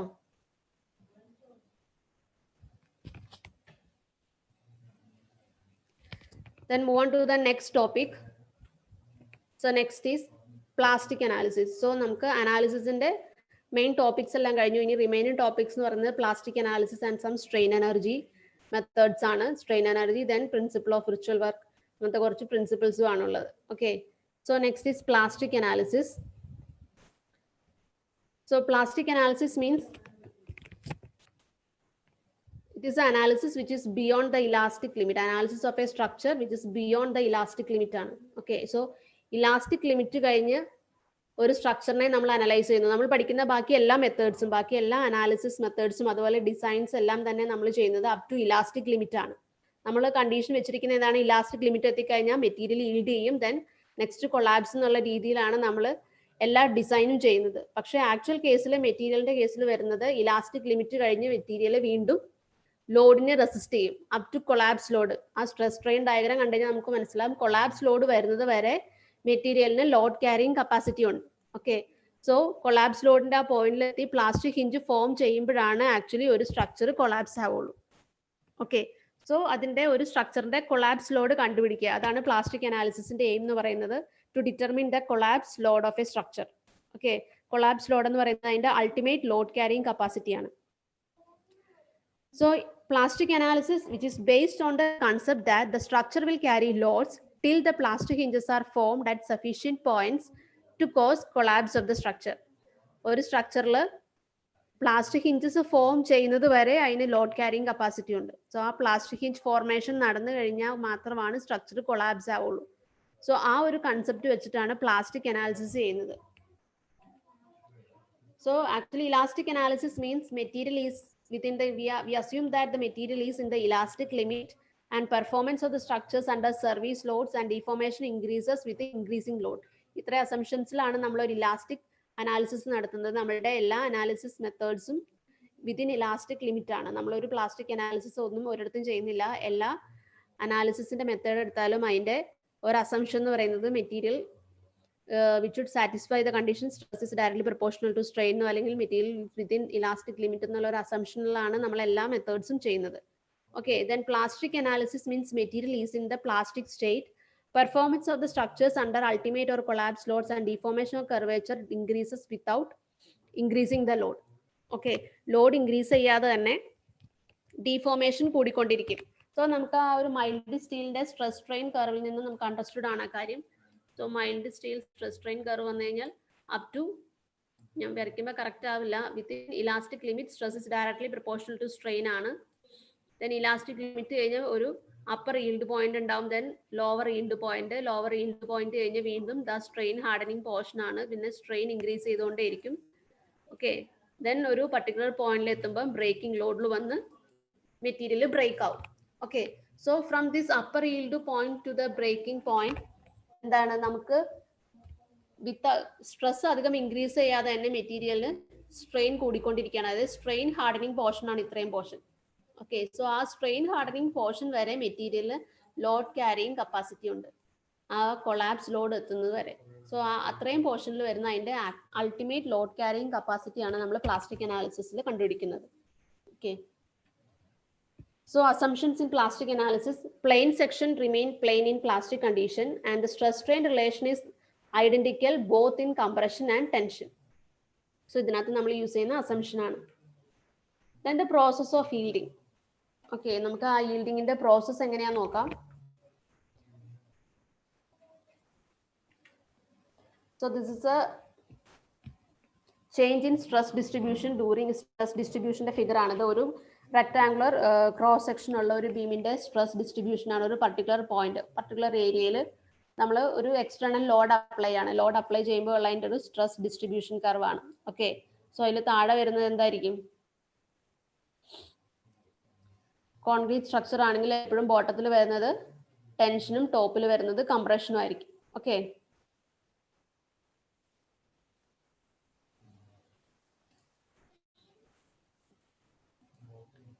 ടെൻസൈൽ സ്ട്രെസ്സും ഇവിടെ വരുന്നത് കംപ്രസീവ് സ്ട്രെസ്സും ആയിരിക്കും. ഓക്കെ, സോ നമ്മൾ ഫസ്റ്റ് എന്താണ്, ഈൽഡ് സ്ട്രെസ്സിനേക്കാളും കുറവായിരിക്കും നമ്മൾ ഫസ്റ്റ് ലോഡ് അപ്ലൈ ചെയ്യുമ്പോൾ അതിൻ്റെ വരുന്ന സ്ട്രെസ് ഡിസ്ട്രിബ്യൂഷൻ എന്ന് പറയുന്നത്. ഓക്കെ, ഞാനൊരു ഫിഗർ വരയ്ക്കാം. നമ്മളിപ്പോൾ ചെയ്യാൻ പോകുന്ന ഒരു സിംപ്ലി സപ്പോർട്ടഡ് ബീമിൽ ഒരു പർട്ടിക്കുലർ പോയിന്റ് സിയിൽ ഞാനൊരു എക്സ്റ്റേണൽ മൊമെന്റ് ആഡ് ചെയ്യാണ്. മൊമെന്റ് എം അപ്ലൈ ആണ്, ഒരു എക്സ്റ്റേണൽ മൊമെന്റ്. ഈ എം അപ്ലൈ ചെയ്യുമ്പോൾ ഉള്ള അതിൻ്റെ സ്ട്രെസ് ഡിസ്ട്രിബ്യൂഷന്റെ ഫിഗർ ആണ് ഈ കാണിച്ചിരിക്കുന്നത്. അറ്റ് പോയിന്റ് സിയിലെ സ്ട്രെസ് ഡിസ്ട്രിബ്യൂഷൻ ഡയഗ്രാം ആണ്. സോ എം എന്ന് പറയുന്നത് വിതിൻ ഇലാസ്റ്റിക് ലിമിറ്റ് ആണ് നമ്മൾ അപ്ലൈ ചെയ്യുന്ന മൊമെന്റ്. സോ അന്നേരം സ്ട്രെസ് ഡിസ്ട്രിബ്യൂഷൻ ആണ്. ഇനി ഞാൻ ആ എംന്റെ അപ്ലൈ ചെയ്യുന്ന എക്സ്റ്റേണൽ മൊമെന്റിന്റെ വാല്യൂ ഗ്രാജുവലി ഇൻക്രീസ് ചെയ്യാണ്. സോ ഗ്രാജുവലി ഇൻക്രീസ് ചെയ്യുമ്പോൾ എന്ത് പറ്റും? ഔട്ടർ ഫൈബേഴ്സിലെ സ്ട്രെസ് പതുക്കെ കൂടാൻ തുടങ്ങും. ഓക്കെ, സോ ഔട്ടർ ഫൈബേഴ്സിലെ സ്ട്രെസ് കൂടി മാക്സിമം ഈൽഡ് സ്ട്രെസ്, അതായത് ആ സ്ട്രെസ്സിന്റെ മാക്സിമം പോയിന്റിൽ അതെത്തും. ഓക്കെ, മാക്സിമം ഈൽഡ് സ്ട്രെസ്സിന്റെ പോയിന്റ് വരെ എത്തും. സോ എപ്പോഴും ആദ്യം ഈൽഡിങ് വരുന്നത് എക്സ്റ്റേണൽ, അതായത് ഔട്ടർ ഫൈബേഴ്സിനാണ്. സോ ആദ്യം കംപ്രസീവ് സ്ട്രെസ്സിന്റെ അവിടെ ഈൽഡ് സ്ട്രെസ്സിലെത്തും, പിന്നെ അവസാനം ടെൻസൈൽ സ്ട്രെസ്സിന്റെ അവിടെ എക്സ്റ്റേണൽ, അതായത് ഔട്ടർ ഫൈബേഴ്സ് ഈൽഡ് സ്ട്രെസ്സിലെത്തും. ഓക്കെ, വീണ്ടും ഞാൻ ഈ അപ്ലൈഡ് മൊമെന്റ് വീണ്ടും ഇൻക്രീസ് ചെയ്യാണ്. ഈ ഒരു മൊമെന്റിന്റെ വാല്യൂ വീണ്ടും ഇൻക്രീസ് ചെയ്താൽ എന്ത് സംഭവിക്കും? പതുക്കെ ഈൽഡിങ് അകത്തേക്ക് ഇന്നർ ഫൈബേഴ്സിലേക്ക് എക്സ്റ്റെൻഡ് ചെയ്യും. ഓക്കെ, ഈൽഡിങ്, അതായത് ഈൽഡിങ് എന്ന് വെച്ചിട്ടുണ്ടെങ്കിൽ അതിന്റെ സ്ട്രെയിൻ ചെയ്യാനുള്ള അതിന്റെ മാക്സിമം കപ്പാസിറ്റി വരെ എത്തുക. ഓക്കെ, അത്രയും വരെ സ്ട്രെയിൻ ചെയ്തു. ഇനി അത് ഫർദർ അത് ഇൻക്രീസ് ആവില്ല. ഓക്കെ, അപ്പൊ അതിന്റെ സ്ട്രെയിനിങ് അതിന്റെ ഇന്നർ ഫൈബേഴ്സിലേക്ക് എക്സ്റ്റെൻഡ് ചെയ്യും. ഇന്നർ ഫൈബേഴ്സ് വീണ്ടും എന്താണ്, ഈൽഡ് ചെയ്യാൻ തുടങ്ങും. അതുപോലെ രണ്ട് എൻഡിൽ നിന്നും ഇന്നർ ഫൈബേഴ്സ് ഈൽഡ് ചെയ്യാൻ തുടങ്ങും. എഗെയിൻ ഞാൻ വീണ്ടും എക്സ്റ്റേണൽ മൊമെന്റ് വീണ്ടും ഇൻക്രീസ് ചെയ്യാണ്. വീണ്ടും ഇൻക്രീസ് ചെയ്യുമ്പോൾ എന്ത് സംഭവിക്കും? ഈൽഡിങ് കൂടി എവിടെ വരും? ന്യൂട്രൽ ആക്സിസിന്റെ അവിടെ വരെ ഫുൾ ഫൈബേഴ്സ് അത് ഈൽഡ് ചെയ്യും. സിമിലർലി ബോട്ടത്തിൽ നിന്നും ഈൽഡ് ചെയ്ത് ന്യൂട്രൽ ആക്സിസിന്റെ അവിടത്തെയുള്ള ഫുൾ ഫൈബേഴ്സ് ഈൽഡ് ചെയ്യും. സോ ഇപ്പോൾ ഈ മെറ്റീരിയൽ ഫുള്ളി ആ ക്രോസ് സെക്ഷൻ കംപ്ലീറ്റ് ഈൽഡ് ചെയ്തു. ഇനി അതിനൊരു ലോഡ് ക്യാരിങ് കപ്പാസിറ്റി ഇല്ല. ഓക്കെ, സോ അങ്ങനെ ഫുള്ളി ഈൽഡഡ് ആയിട്ട് വരുന്ന ആ ഒരു പർട്ടിക്കുലർ സെക്ഷനിലാണ് നമ്മൾ എന്ത് പറയുന്നത്? പ്ലാസ്റ്റിക് ഹിഞ്ച് ഫോം ചെയ്യും. ഇനി ഇതിനൊരു ലോഡ് ക്യാരിങ് കപ്പാസിറ്റി ഇല്ല, അതിന്റെ എല്ലാ ഫൈബേഴ്സിന്റെയും ലോഡ് ക്യാരിങ് ലിമിറ്റ് കഴിഞ്ഞു. സോ ഇപ്പോൾ എന്ന് പറയുന്നത് അവിടെ ഒരു പ്ലാസ്റ്റിക് ഹിഞ്ച് ഫോർമേഷൻ ആണ്. ഇനി ഞാൻ ഫർദർ അവിടെ ഒരു മൊമെന്റ് ഇൻക്രീസ് ചെയ്ത് കഴിഞ്ഞാൽ what will happen? The structure will collapse. ഇനി ആയിരിക്കും ഈ സ്ട്രക്ചർ കൊളാപ്സ് ചെയ്യാൻ പോകുന്നത്. കാരണം ഫുൾ ഈ ഒരു പർട്ടിക്കുലർ പോയിന്റിൽ ഫുൾ ഫൈബേഴ്സ് ഈൽഡ് ചെയ്ത് അവിടെ ഒരു പ്ലാസ്റ്റിക് ഹിഞ്ച് ഫോർമേഷൻ നടന്നു. ഇനി ഞാൻ ഫർദർ മൊമെന്റ് ഇൻക്രീസ് ചെയ്യുകയാണെങ്കിൽ then the structure will collapse. So അതാണ് അതിന്റെ stress distribution during yielding. figure. So process of yielding. So let M at the cross section increases gradually. M means നമ്മൾ externally apply the moment ആണ്. Within elastic limit, the moment M equal to sigma into Z ആണ്. Sigma എന്ന് പറഞ്ഞാൽ stress ആണ്. Stress into Z. Z എന്ന് പറഞ്ഞാൽ section modulus I by Y. So within elastic limit, yield stresses reached and yield moment My yield moment എന്ന് പറയുന്നത് sigma Y into Z ആയിരിക്കും. Okay, yield moment എന്ന് പറയുന്നത് ആ yield ചെയ്യുന്ന ആ പോയിന്റിൽ വരുന്ന moment which is My equal to sigma Y into Z. Sigma Y എന്ന് പറയുന്നത് yield stress into Z ആണ്. When the moment is increased further, yield spreads into the inner fibers and remaining portion still elastic. Okay, നമ്മൾ വീണ്ടും moment increase ചെയ്ത് കഴിഞ്ഞാൽ inner പോർഷനിലേക്ക് yield spread ചെയ്യും. കാരണം അകത്തുള്ള പോർഷൻ വീണ്ടും ഇനലാസ്റ്റിക് ആയിട്ട് നിൽക്കുകയാണ്. ഓക്കെ, സോ അകത്തുള്ള ഈ ഇത്രയും പോർഷൻ ഇത്രയും കുറച്ചിടെ yield ചെയ്തു, ബാക്കി ഇത്രയും ഇന്നർ പോർഷൻ എന്ന് പറയുന്നത് വീണ്ടും ഇലാസ്റ്റിക് ലിമിറ്റിലാണ്. സോ മൊമെന്റ് നമ്മൾ ഇൻക്രീസ് ചെയ്ത് കഴിഞ്ഞാൽ ഈ പോർഷനിൽ വീണ്ടും yielding സംഭവിക്കാം. So when the moment is increased, yield spreads into the inner fibers and remaining portion still elastic. Finally, the entire cross section yield. അങ്ങനെ full cross section yield ചെയ്യും. Okay. അങ്ങനെ full cross section yield ചെയ്ത് കഴിയുമ്പോഴാണ് plastic hinge formation നടക്കുന്നത്. When the section is completely yielded, then the section is fully plastic. And the fully plastic section behaves like a hinge and it is called a plastic hinge. Okay. Fully plastic section behaves like a hinge and it is called a plastic hinge. And the plastic hinge is defined as an yielded zone due to bending in a structural member at which the large rotations can occur at a section at constant plastic moment. Okay. So നമ്മൾ full yield സെക്ഷനിൽ എത്തിക്കഴിഞ്ഞാൽ ഇവിടുത്തെ വരുന്ന moment എന്ന് പറയുന്നത് then fully plastic moment ആണ്. yield സെക്ഷനിൽ എത്തിക്കഴിഞ്ഞാൽ then the moment is equal to plastic moment. So plastic moment എത്തിക്കഴിഞ്ഞാൽ ഇനി അത് further moment carrying capacity ഇല്ല, maximum moment carrying capacity വരെ എത്തിക്കഴിഞ്ഞു. സോ അത് ആ മാക്സിമം മൊമെന്റ് ക്യാരിങ് കപ്പാസിറ്റി അതിന് പറയുന്നതാണ് നമ്മൾ പ്ലാസ്റ്റിക് മൊമെന്റ് എന്ന് പറയും, MP. Okay, so plastic hinge is defined as an yielded zone due to bending in a structural member at which the large rotations can occur at a section at constant plastic moment. ആ പോയിന്റിൽ constant moment ആയിരിക്കും, അതിന്റെ മൊമെന്റിന്റെ value plastic moment ആയിരിക്കും. ഇനി അവിടെ hinge plastic hinge ആയതുകൊണ്ട് എന്താണ് easy ആയിട്ട് ആ പോയിന്റ് റൊട്ടേറ്റ് ചെയ്യും. സോ അതെങ്ങനെയായിരിക്കും കൊളാപ്സ് ആവുന്നത്?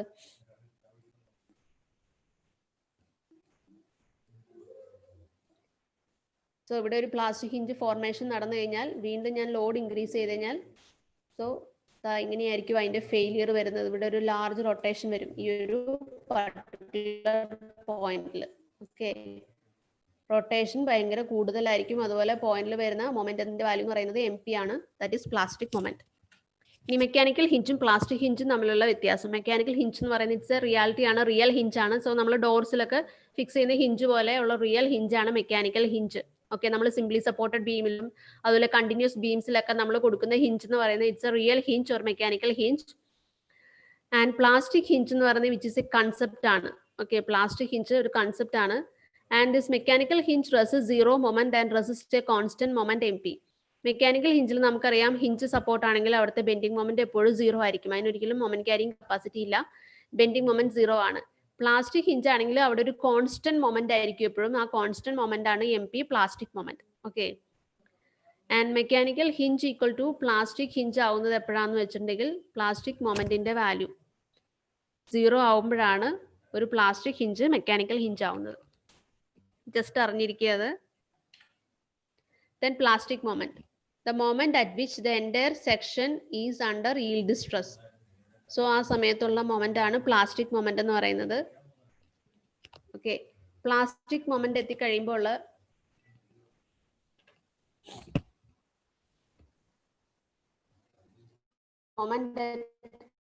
moment at which the entire section is under yield stress. ഇനി ആ സമയത്തുള്ള കണ്ടീഷൻ ഇതാണ്.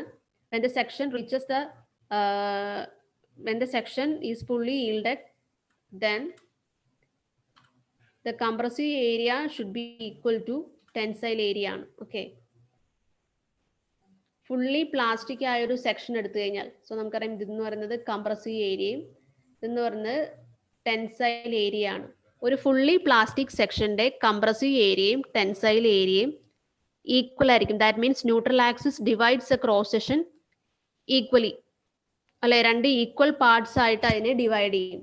ഓക്കെ, സോ അതാണ് പ്ലാസ്റ്റിക്. ഫുള്ളി പ്ലാസ്റ്റിക് സ്റ്റേജിൽ എത്തിക്കഴിഞ്ഞ ഒരു ക്രോസ് സെക്ഷൻ ആണെങ്കിൽ അവിടെ ന്യൂട്രൽ ആക്സിസ് 2 ഏരിയനെയും ഈക്വൽ ആയിട്ടാണ് ഡിവൈഡ് ചെയ്യുന്നത്. പക്ഷെ വിത്തിൻ ഇലാസ്റ്റിക് ലിമിറ്റ് ഒരിക്കലും compressive area equal to tensile area അല്ല. പക്ഷെ ഫുള്ളി പ്ലാസ്റ്റിക് അല്ലെങ്കിൽ fully yielded സെക്ഷനിലെ compressive area which is equal to tensile area ആണ്. അതായത് കംപ്രഷൻ ഈക്വൽ ടു ടെൻഷൻ ആയിരിക്കും. അതാണ് സി ഈക്വൽ ടു ടി എന്ന് എഴുതിയിരിക്കുന്നത്. Compressive area which is equal to tensile area. And area of compression എന്ന് പറയുന്നത് area of compression into stress sigma Y. So this is a force. Area into stress force ആണ്. Compressive force equal to tensile force ആണ്. Area of tensile area into sigma Y. Okay, so neutral axis divides a cross section into 2 equal parts. 2 equal parts ആയിട്ട് divide ചെയ്യും. സോ അത് ഓർത്തിരിക്കുക. Fully yielded അല്ലെങ്കിൽ fully plastic സെക്ഷനിൽ neutral axis cross സെക്ഷനെ 2 equal parts ആയിട്ടാണ് ഡിവൈഡ് ചെയ്യുന്നത്. It's very important. Neutral axis divides cross section into 2 equal parts in a fully plastic section. Fully plastic section എന്നും പറയാം, അല്ലെങ്കിൽ ഫുള്ളി ഈൽഡഡ് സെക്ഷൻ എന്നും പറയാം. ഫുള്ളി പ്ലാസ്റ്റിക് സെക്ഷനിൽ ന്യൂട്രൽ ആക്സിസ് ക്രോസ് സെക്ഷനെ 2 ഈക്വൽ പാർട്സ് ആയിട്ടാണ് ഡിവൈഡ് ചെയ്യുന്നത്. ഓക്കെ, സോ 2 ഈക്വൽ പാർട്സ് ആയിട്ട് ഡിവൈഡ് ചെയ്യുന്നു. സോ കംപ്രസീവ് ഏരിയ എന്ന് പറയുന്നത് A/2. Total cross section area A ആണെങ്കിൽ ഈ പോർഷൻ എന്ന് പറയുന്നത് A/2 ആയിരിക്കും. A/2 into sigma y stress ആയിരിക്കും, ഈൽഡ് സ്ട്രെസ്. അതുപോലെ ടെൻസൈൽ ഫോഴ്സ് എന്ന് പറയുന്നത് A/2 ഇൻറ്റു ഈൽഡ് സ്ട്രെസ് ആയിരിക്കും. ഓക്കെ, സോ ഇത് തമ്മിലുള്ള കപ്പിൾ ഫോം ചെയ്യുന്നതാണ് പ്ലാസ്റ്റിക് മൊമെന്റ് എന്ന് പറയുന്നത്. ഓക്കെ, സോ പ്ലാസ്റ്റിക് മൊമെന്റ് എന്ന് പറയുന്നത് അത് തമ്മിലുള്ള കപ്പിൾ ആയിരിക്കും. That is A/2 into sigma Y into ഈ distance YC. This is YC plus YT. ഈ ടോട്ടൽ ഡിസ്റ്റൻസ് ആണ് YC പ്ലസ് YT എന്ന് എഴുതിയത്. Okay, YC plus YT which is equal to നമുക്ക് ചെയ്യുമ്പോൾ കിട്ടുന്നത് sigma Y into ZP. This is a plastic moment MP. Plastic moment MP എന്ന് പറയുന്നത് yield stress into ZP ആണ്, where ZP is the plastic section modulus. Okay, plastic section modulus is MP which is similar to our moment of resistance. നമ്മൾ design പഠിക്കുമ്പോൾ moment of resistance പഠിക്കുന്നുണ്ട്. So moment of resistance എങ്ങനെയാണ് പഠിക്കുന്നത്? Moment of resistance ഇതുപോലെ തന്നെ കംപ്രഷനും ടെൻഷനും തമ്മിലുള്ള couple, അത് തമ്മിലുള്ള കപ്പിളാണ് മൊമെന്റ് ഓഫ് റെസിസ്റ്റൻസ് വരുന്നത്. ഓക്കെ, സോ അതുപോലെ തന്നെ ഫുള്ളി പ്ലാസ്റ്റിക് സെക്ഷനിൽ മൊമെന്റ് ആണ് പ്ലാസ്റ്റിക് മൊമെന്റ്. ആ പ്ലാസ്റ്റിക് മൊമെന്റിന്റെ വാല്യൂ ഇതാണ് sigma Y into ZP, where ZP is a plastic section modulus. And the ratio of this plastic section modulus to the elastic section modulus is called shape factor. And this is also very important. The ratio of plastic section modulus to the elastic section modulus, ZP divided by Z, is called a shape factor, and which is the value of the shape factor is always greater than 1. Okay, shape factor value എപ്പോഴും greater than 1 ആയിരിക്കും.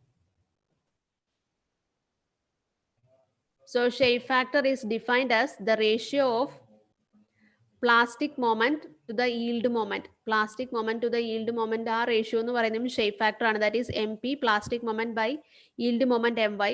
So MP എന്ന് പറയുന്നത് yield stress into plastic section modulus divided by My എന്ന് പറയുന്നത് yield moment ആണ്. That is yield stress into elastic section modulus Z ആണ്. ഇതിനകത്ത് sigma Y രണ്ടിടത്തും കോമൺ ആണ്. സോ ക്യാൻസൽ ആയി കഴിഞ്ഞാൽ ZP by Z എന്ന് കിട്ടും. സോ രണ്ട് രീതിയിൽ നമുക്ക് ഷേപ്പ് ഫാക്ടറിനെ ഡിഫൈൻ ചെയ്യാം. രണ്ട് രീതിയിൽ പറഞ്ഞാലും ശരിയാണ്. Shape factor is defined as a ratio of plastic moment capacity to the yield moment, or we can define it as a ratio of plastic section modulus to the elastic section modulus. രണ്ട് രീതിയിൽ ചോദിച്ചാലും അതിന്റെ answer shape factor തന്നെയാണ്. Ratio of MP by My shape factor ആണ്. Similarly ZP by Z ചോദിച്ചാലും shape factor തന്നെയാണ്. ഇനി കുറച്ച് ക്രോസ് സെക്ഷൻസിന്റെ ഷേപ്പ് ഫാക്ടർ. ഈ ഷേപ്പ് ഫാക്ടർ എന്ന് പറയുന്നത് completely depend on the geometric section ആണ്.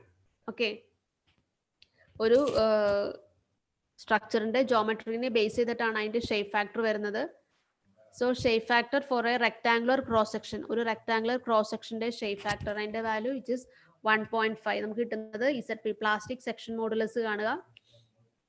Plastic section modulus divided by elastic section modulus ആണ്. ഓക്കെ, പ്ലാസ്റ്റിക് സെക്ഷൻ മോഡുലസ് കാണാനുള്ള ഇക്വേഷൻ ഇതാണ്. A/2 into YC plus YT ആണ്. Total area by 2 into YC എന്ന് പറയുന്നത്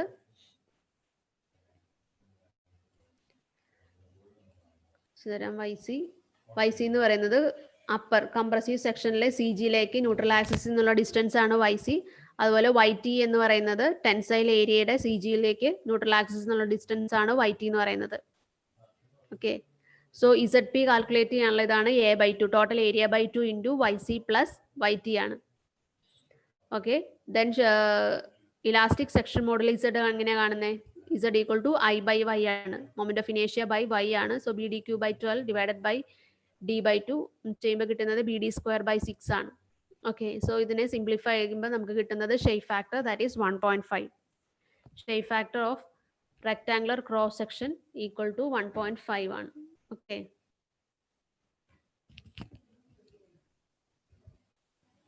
then കുറച്ച് ക്രോസ് സെക്ഷൻസിന്റെ shape factor ഓർത്തിരിക്കുക. Shape factor of circular section ആണെങ്കിൽ ഷേപ്പ് ഫാക്ടർ 1.7 ആണ്. ട്രയാങ്കുലർ ക്രോസ് സെക്ഷൻ ആണെങ്കിൽ ഷേപ്പ് ഫാക്ടർ 2.343 ആണ്. ആ ഡെസിമൽ പോയിന്റ്സിന് വളരെ ഇമ്പോർട്ടൻ്റ് ആണ്. കാരണം ചോയ്സ് മൾട്ടിപ്പിൾ ചോയ്സ് ചോദിക്കുമ്പോൾ നമുക്ക് എപ്പോഴും കൺഫ്യൂസ് ആവുന്ന രീതിയിലാണ് ചോദിക്കുകയുള്ളൂ, ക്വസ്റ്റ്യൻസ് വരുള്ളൂ.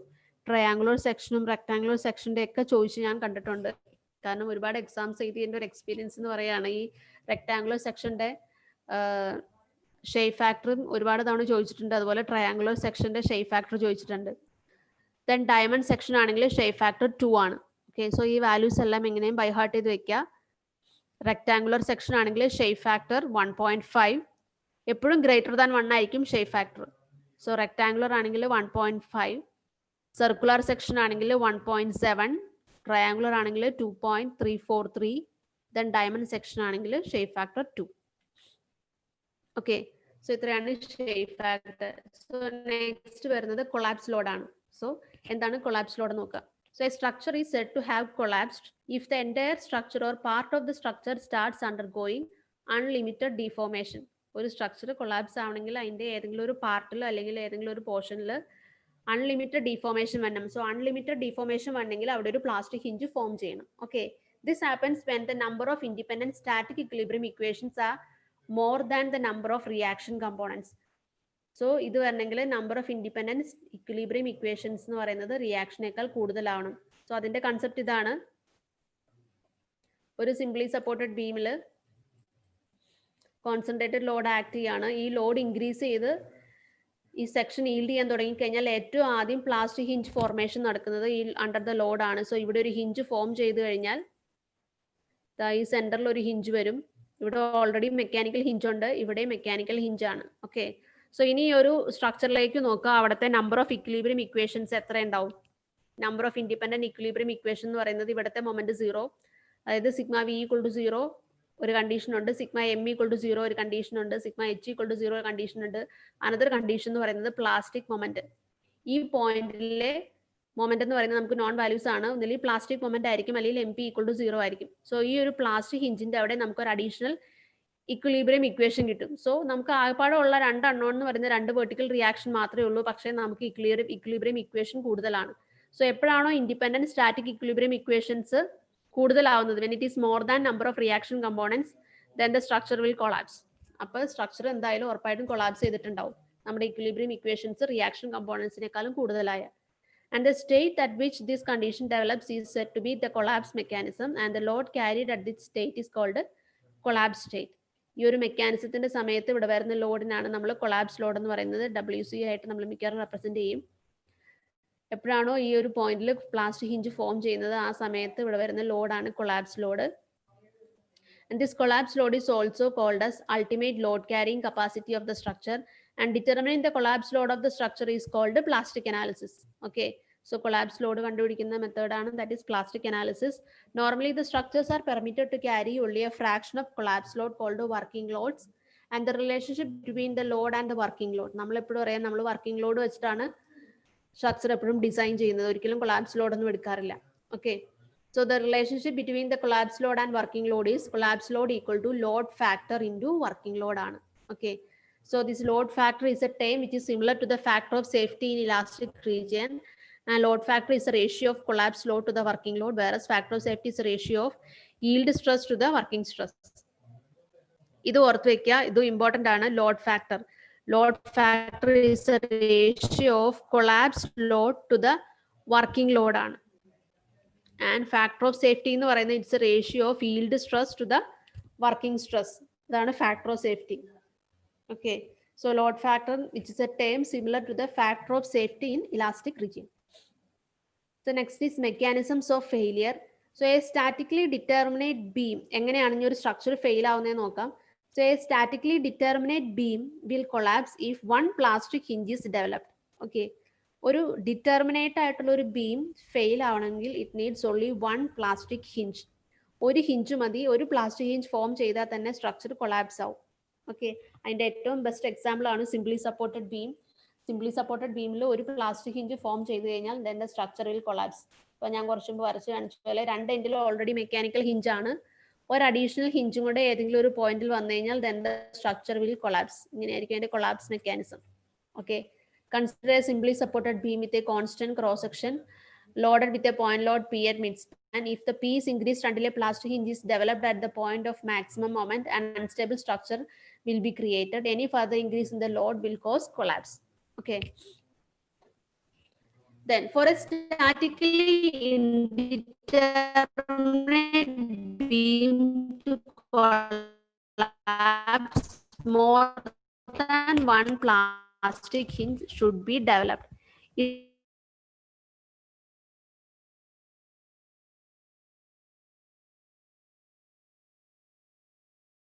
പ്ലാസ്റ്റിക് ഹിഞ്ച് വന്നു കഴിഞ്ഞാൽ മാത്രമാണ് ഫോം ചെയ്ത് കഴിഞ്ഞാലാണ് എന്ത് beam to collapse. More than one plastic hinge should further increase of load, and as the load increase there is a redistribution of moment as moment.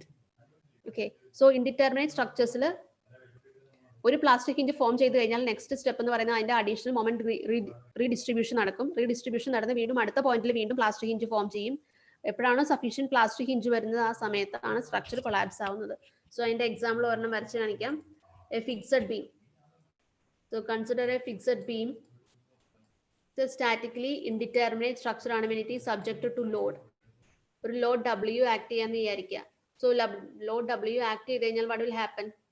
ഇതിന്റെ ബെൻഡിങ് മൊമെന്റ് ഡയഗ്രം എന്ന് പറയുന്നത് support moment വരും, അതിനെ super impose ചെയ്ത് load കൊണ്ടുള്ള figure വരും. So this is the bending moment diagram. ഈ രണ്ട് എൻഡിലുമാണ്, രണ്ട് സപ്പോർട്ടിലും മൊമെന്റ് മാക്സിമം ആയിരിക്കും, അതുപോലെ എവിടെയാണോ ലോഡ് ആക്ട് ചെയ്യുന്നത് ആ പോയിന്റിൽ മാക്സിമം ആയിരിക്കും. സോ ഇനി ഈ ലോഡ് W ഞാൻ ഇൻക്രീസ് ചെയ്യാന്ന് വിചാരിക്കും. when we increase the load W, എന്താണ് ഫസ്റ്റ് സപ്പോർട്ടിൽ വരുന്ന മൊമെന്റ് ഇൻക്രീസ് ചെയ്യും, സപ്പോർട്ട് മൊമെന്റ് ഇൻക്രീസസ്. ഹോഗിങ് ആണ് ഇവിടെ വരുന്ന സപ്പോർട്ടിലെ മൊമെന്റിന്റെ വാല്യൂ ആയിരിക്കും എപ്പോഴും കൂടുതൽ, നെഗറ്റീവ് മൊമെന്റ് ആയിരിക്കും കൂടുതൽ. ആ നെഗറ്റീവ് മൊമെന്റിന്റെ വാല്യൂ ഇൻക്രീസ് ചെയ്ത് ആദ്യം ഏതെങ്കിലും ഒരു സപ്പോർട്ടിൽ, ഫസ്റ്റ് സപ്പോർട്ടിൽ പ്ലാസ്റ്റിക് ഹിഞ്ച് ഫോം ചെയ്യും, അവിടുത്തെ moment which will be equal to plastic moment ആവും. നെക്സ്റ്റ് അടുത്ത സപ്പോർട്ടിലെ മൊമെന്റ് വീണ്ടും ഇൻക്രീസ് ചെയ്ത് പ്ലാസ്റ്റിക് ഹിഞ്ച് ഫോം ചെയ്യും, അവിടുത്തെ മൊമെന്റും പ്ലാസ്റ്റിക് മൊമെന്റ് ആവും. ഇപ്പോൾ ഓൾറെഡി രണ്ട് ഹിഞ്ച് ഫോം ചെയ്തു. രണ്ട് ഹിഞ്ച് ഫോം ചെയ്ത് കഴിഞ്ഞാൽ ഒരു എന്താണ് ഒരു സിംപ്ലി സപ്പോർട്ടഡ് ബീം പോലെ, കാരണം രണ്ടിടത്ത് പ്ലാസ്റ്റിക് ഹിഞ്ച് ഫോം ചെയ്തു. ഇനി വീണ്ടും ഇതിന്റെ സെന്റർ പോർഷനിൽ വീണ്ടും എന്ത് സംഭവിക്കും, എവിടെയാണോ വരുന്നത് ആ ലോഡ് പൊസിഷന്റെ അവിടെ വീണ്ടും ഒരു ഹിഞ്ച് ഫോം ചെയ്യും. ഇപ്പൊ നമുക്ക് 3 ഹിഞ്ച് ഫോം ചെയ്തു. സോ സിംപ്ലി സപ്പോർട്ടഡ് ബീമിൽ 3 ഹിഞ്ച് ഫോം ചെയ്ത് കഴിഞ്ഞാൽ definitely it will collapse. So ഈ സമയത്താണ് ഇത് കൊളാപ്സ് ആവുന്നത്. ഓക്കെ, സോ ഒരു ഇൻഡിറ്റർമിനേറ്റ് സ്ട്രക്ചർ ആണെങ്കിൽ more than one plastic hinge form ചെയ്ത് കഴിഞ്ഞാൽ മാത്രമാണ് ആ സ്ട്രക്ചർ കൊളാപ്സ് ആവുന്നത്. ഓക്കെ, അതിന്റെ മെക്കാനിസം ആണത്. ആദ്യം രണ്ട് സപ്പോർട്ടിലായിരിക്കും പ്ലാസ്റ്റിക് ഹിഞ്ച് ഡെവലപ്പ് ചെയ്യുന്നത്, then position of maximum bending moment എവിടെയാണോ അവിടെ ആയിരിക്കും അടുത്ത പ്ലാസ്റ്റിക് ഹിഞ്ച് ഫോം ചെയ്യുന്നത്. അതും കൂടെ ഫോം ചെയ്ത് കഴിഞ്ഞാൽ സ്ട്രക്ചർ കൊളാപ്സ് ആവും. The plastic hinge will act as A real hinge. Okay, ഇത് പറഞ്ഞതാണ്. Then beam mechanism. സോ ഞാൻ പറഞ്ഞത് തന്നെയാണ്, determinate beams and frames collapse after first plastic hinge. Determinate ആണെങ്കിൽ ഒരു ഹിഞ്ച് ഫോം ചെയ്ത് കഴിയുമ്പോൾ തന്നെ സ്ട്രക്ചർ കൊളാപ്സ് ആവും.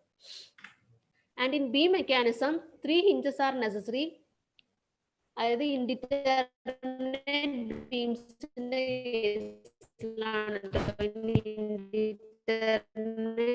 ബീംസിന്റെ കേസിൽ 3 hinges are necessary, 2 at the ends and 1 at the intermediate position. Hinge form ചെയ്യുന്നത്, പ്ലാസ്റ്റിക് ഹിഞ്ച് ബീംസിൽ ഫോം ചെയ്യുന്നത് അണ്ടർ ദ കോൺസെൻട്രേറ്റഡ് ലോഡും then point of maximum bending മൊമെന്റിലുമാണ് ഹിഞ്ചസ് ഫോം ചെയ്യുന്നത്. Then indeterminate beams and frames, more than one plastic hinge to develop. It's a fixed beam. ഞാൻ പറഞ്ഞ example തന്നെയാണ്. 3 hinge വേണം ഒരു ഫിക്സഡ് ബീമിന്.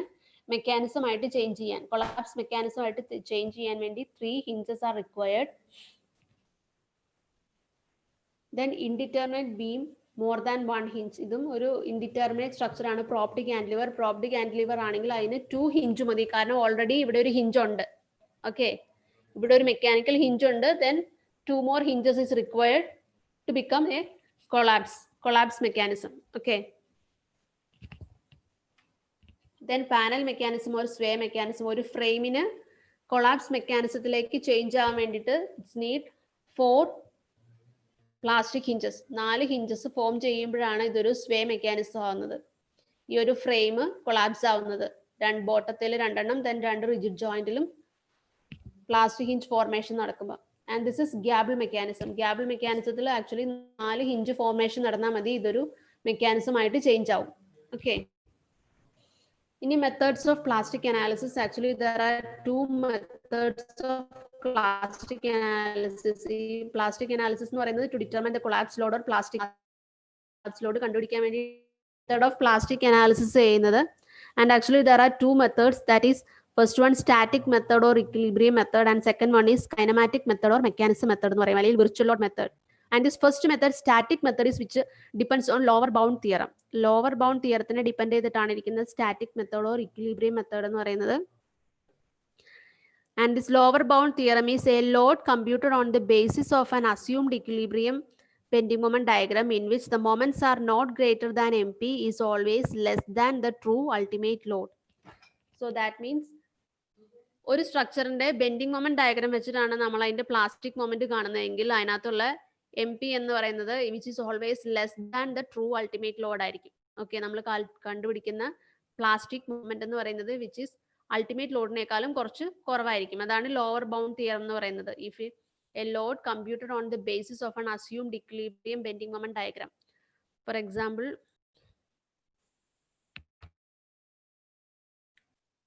നോക്കാം, സിമ്പിൾ ബീം, ഒരു simply supported beam when it is subjected to UDL 11 is subjected to a concentrated load. അതിന്റെ bending moment diagram എന്ന് പറയുന്നത് നമുക്കറിയാം ട്രയാങ്കുലർ ഷേപ്പ് ആണ്.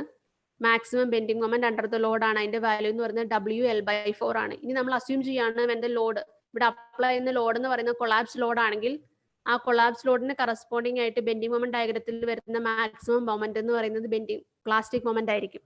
ഓക്കെ, നമ്മളുടെ അസംഷൻ എന്താണ്, ഇവിടെ അപ്ലൈ ചെയ്യുന്ന ലോഡ് എന്ന് പറയുന്നത് കൊളാപ്സ് ലോഡ് WU ആയി കഴിഞ്ഞാൽ അതിന് കറസ്പോണ്ടിങ് ആയിട്ട് വരുന്ന മാക്സിമം ബെൻഡിങ് മൊമെന്റ് എന്ന് പറയുന്നത് MP പ്ലാസ്റ്റിക് മൊമെന്റ് ആയിരിക്കും. സോ ഈ ഒരു ഡയഗ്രത്തിൽ നിന്ന് നമുക്ക് MPയുടെ വാല്യൂ, പ്ലാസ്റ്റിക് മൊമെന്റിന്റെ വാല്യൂ കിട്ടുന്ന എന്താ, WU, അതായത് അൾട്ടിമേറ്റ് ലോഡ് WUL/4 ആണ്. ഓക്കെ, സോ ഈ ഒരു പ്ലാസ്റ്റിക് മൊമെന്റ് നമ്മൾ ബെൻഡിങ് മൊമെന്റ് ഡയഗ്രത്തിൽ നിന്ന് കാൽക്കുലേറ്റ് ചെയ്യുന്ന പ്ലാസ്റ്റിക് മൊമെന്റിന്റെ വാല്യൂ എന്ന് പറയുന്നത് ആക്ച്വൽ വാല്യൂനേക്കാളും കുറച്ച് കുറവായിരിക്കും. സോ അതാണ് ലോവർ ബൗണ്ട് തിയറം എന്ന് പറയുന്നത്. A load computed on the basis of an assumed equilibrium bending moment diagram in which the moments are not greater than MP is always less than the true ultimate load. The next method, kinematic method or mechanism method or virtual work method. So work performed by the external load is equated to the internal work absorbed by the plastic hinge. So ഇതിനകത്ത് നമുക്ക് work done വെച്ചിട്ടാണ് നമ്മൾ kinematic മെത്തേഡിൽ നമ്മൾ plastic moment calculate ചെയ്യുന്നത്. So external work done should be equal to internal work done എന്നുള്ള കണ്ടീഷനിലാണ് നമ്മൾ കൊളാപ്സ് ലോഡ് കാൽക്കുലേറ്റ് ചെയ്യുന്നത്. സോ ഇതെന്ന് പറയുന്നത് based on upper bound theorem ആണ്. A load computed on the basis of an assumed method വെച്ചിട്ട് calculate ചെയ്യുന്ന collapse load എന്ന് പറയുന്നത് which is always greater than the true ultimate load ആയിരിക്കും. Okay, that is upper bound theorem. Collapse load എന്ന് പറയുന്നത് which is A minimum load at which the collapse will occur. അതായത് least value. നമുക്ക് അറിയാം, നമ്മൾ analyse ചെയ്യുമ്പോൾ ഒരു continuous beam ആണെങ്കിൽ ഓരോ സ്പാൻ ബൈ സ്പാൻ നമ്മൾ മെക്കാനിസം എടുക്കും, അതിന്റെ ഓരോ സ്പാനിന്റെയും കൊളാപ്സ് ലോഡ് കാൽക്കുലേറ്റ് ചെയ്യും. കിട്ടുന്ന വാല്യൂവിൽ ഏറ്റവും ലീസ്റ്റ് വാല്യൂ ആയിരിക്കും ആക്ച്വൽ കൊളാപ്സ് ലോഡ് എന്ന് പറയുന്നത്. Then fully plastic moment is a maximum moment capacity for design. കിട്ടുന്ന പ്ലാസ്റ്റിക് മൊമെന്റിലെ ഏറ്റവും മാക്സിമം, അതായത് പല മെക്കാനിസംസ് അനലൈസ് ചെയ്ത് നമുക്ക് കിട്ടുന്ന മൊമെന്റിലെ ഏറ്റവും മാക്സിമം കിട്ടുന്ന വാല്യൂ ആയിരിക്കും ഫുള്ളി പ്ലാസ്റ്റിക് മൊമെന്റ് എന്ന് പറയുന്നത്. ഇപ്പൊ കൊളാപ്സ് ലോഡ് എന്ന് പറയുന്നത് മെക്കാനിസത്തിൽ കിട്ടുന്ന ഏറ്റവും ലീസ്റ്റ് വാല്യൂവും പ്ലാസ്റ്റിക് മൊമെന്റ് എന്ന് പറയുന്നത് മെക്കാനിസത്തിൽ നിന്ന് കിട്ടുന്നതിലെ ഏറ്റവും ഹയസ്റ്റ് വാല്യൂ ആണ്. The determination of collapse load. For a simply supported beam then subjected to a concentrated load ആണെങ്കിൽ collapse load WU which is equal to 4 MP by L ആണ്. Okay, അതുപോലെ plastic moment MP WL by 4. ഈ fixed beam with UDL ആണെങ്കിൽ fixed beam with UDL ആണെങ്കിൽ 3 plastic hinge formation നടക്കണം.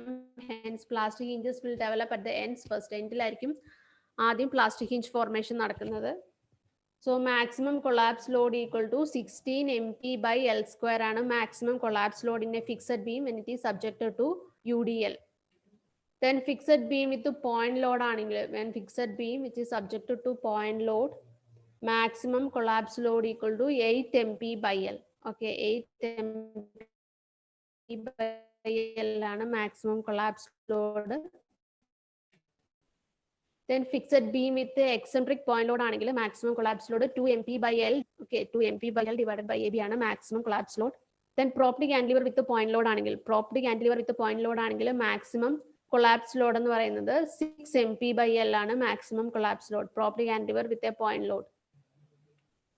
Then propped cantilever with the UDL ആണെങ്കിൽ maximum collapse load 11.656 MP by L square ആണ് maximum collapse load. And maximum collapse first plastic hinge formation നടക്കുന്ന support L distanceലാണ് maximum bending moment വരുന്നത്. ആ പോയിന്റിലായിരിക്കും first plastic hinge formation നടക്കുന്നത്. So propped cantilever with UDL ആണെങ്കിൽ collapse load 11.656 MP by L square. Okay, so ഇത്രയാണ് plastic അനാലിസിസിലുള്ളത്. Plastic അനാലിസിസിന്റെ ഈ ultimate load collapse ലോഡിന്റെ values പറ്റുന്നതും പഠിച്ചു വെക്കുക. Okay, so next is strain energy methods. So before that, let us see what is strain energy. So when an external load acts on a structure, the structure undergoes deformation and hence the work is done. And to resist these external forces, the internal forces develop gradually from zero to their final value and the work is done. And the internal work done is stored as energy in the structure and it helps the structure to spring back to the original shape and size whenever the external loads are removed, provided the material of the structure is still within the elastic limit. And this internal work which is stored as energy is due to straining of the material and hence is called as strain energy. So ഒരു മെറ്റീരിയലിന്റെ അകത്തുള്ള internal വർക്കിനെ ആണ് നമ്മൾ strain energy ആയിട്ട് പറയുന്നത്, which is stored as energy due to straining of material. മെറ്റീരിയലിന്റെ അകത്തുള്ള സ്ട്രെയിനിങ്ങിന്റെ ആ എനർജി, അത് അബ്സോർബ് ചെയ്യുന്ന എനർജിക്കാണ് internal work done, that is called strain energy. And the strain energy calculate ചെയ്യാനുള്ള equation ഇതാണ്, half P into elongation. And another important term is resilience. Resilience means ability of a material to absorb energy in the elastic region when it is strained. So within elastic limit la material ability to absorb energy ആണ് resilience എന്ന് പറയുന്നത്. അത് important ആണ്, the ability of a material to absorb energy in elastic region when it is strained. Then proof resilience. Proof resilience is defined as the maximum energy that can be absorbed up to the elastic limit without creating a permanent distortion. Okay, within elastic limit ഒരു മെറ്റീരിയലിന് absorb ചെയ്യാൻ പറ്റുന്ന maximum energy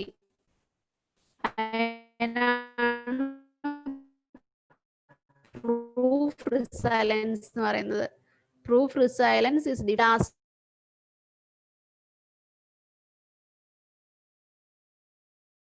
resilience. So modulus of resilience is defined as the maximum energy that can be absorbed per unit volume without creating a permanent distortion.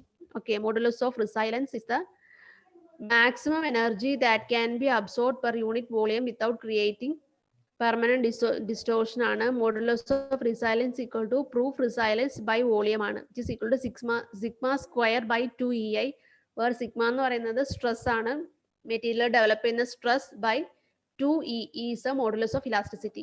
So modulus of resilience ഈ proof resilience മാറി മാറി എല്ലാ എക്സാമിനും ചോദിക്കാറുണ്ട്. Proof resilience എന്ന് പറയുന്നത് maximum energy that can be absorbed by a material within the elastic limit, and the proof modulus of resilience എന്ന് പറയുന്നത് strain maximum energy per unit volume.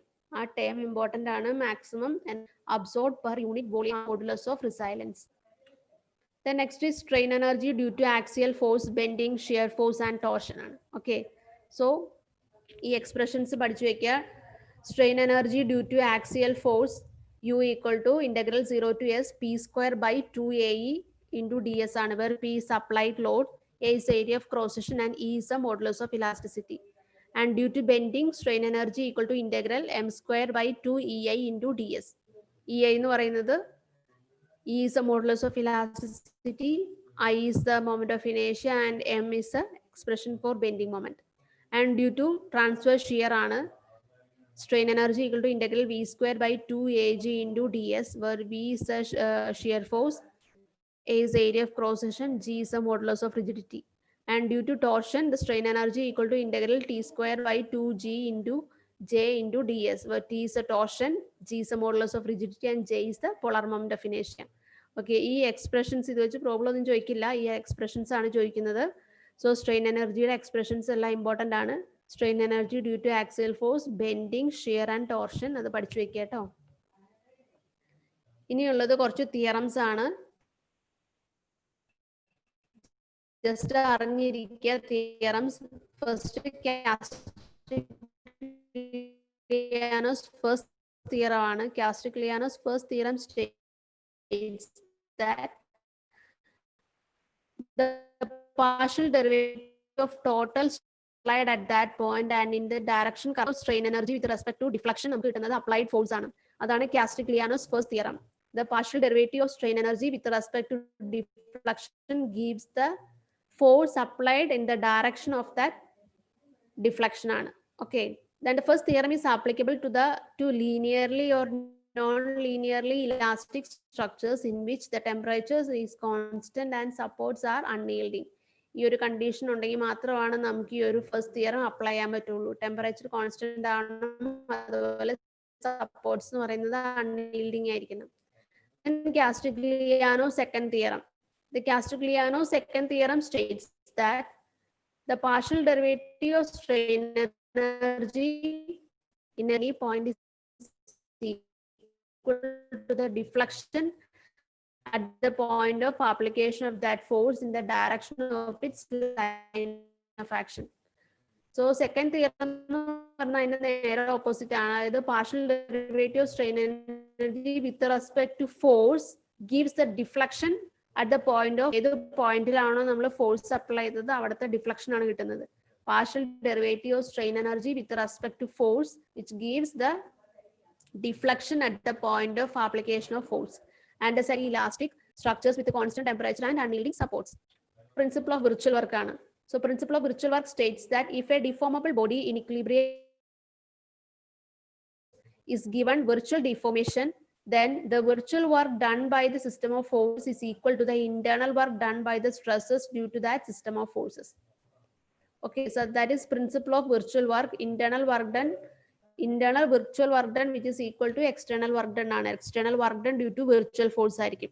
So ഒരു ഡിഫോമബിൾ ബോഡിയിൽ നമ്മളൊരു വിർച്വൽ ഫോഴ്സ് അപ്ലൈ ചെയ്ത് കഴിഞ്ഞാൽ ആ വിർച്വൽ വർക്ക് ഡൺ എന്ന് പറയുന്നത് which is equal to internal work done by the stresses due to that system of forces.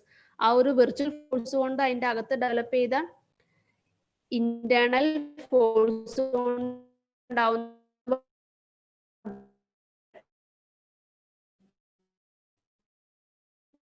equal. Principle of virtual work. If a deformable body is in equilibrium under a system of forces is given a forces. The next math states that a deflection of point A in the direction 1 due to point B in direction 2 is equal to the magnitude equal in magnitude to the deflection of point B in the direction 2 produced by a unit load applied at A in the direction 1. So നമ്മൾ പഠിച്ചിട്ടുള്ളതാണ് reciprocal theorem. The deflection of point A due to a unit load applied at point B will be equal to the deflection at point B due to the same load applied at point A. That is Maxwell's reciprocal theorem. Okay, so that's the end of the topics. So analysis in the almost എല്ലാ ടോപ്പിക്സും തന്നെ നമ്മൾ cover ചെയ്തിട്ടുണ്ട്. So next എന്ന് പറയുന്നത് ഇനി കുറച്ച് previous year questions solve ചെയ്യാനുള്ളതാണ്. Okay, so previous year questions നമുക്ക് നാളെ സോൾവ് ചെയ്യാം. സോ ഇന്നത്തേക്ക് ഞാൻ വൈൻഡ് അപ്പ് ചെയ്യാണ്. So okay, thank you. Okay, Miss. Thank you. Okay, thank you.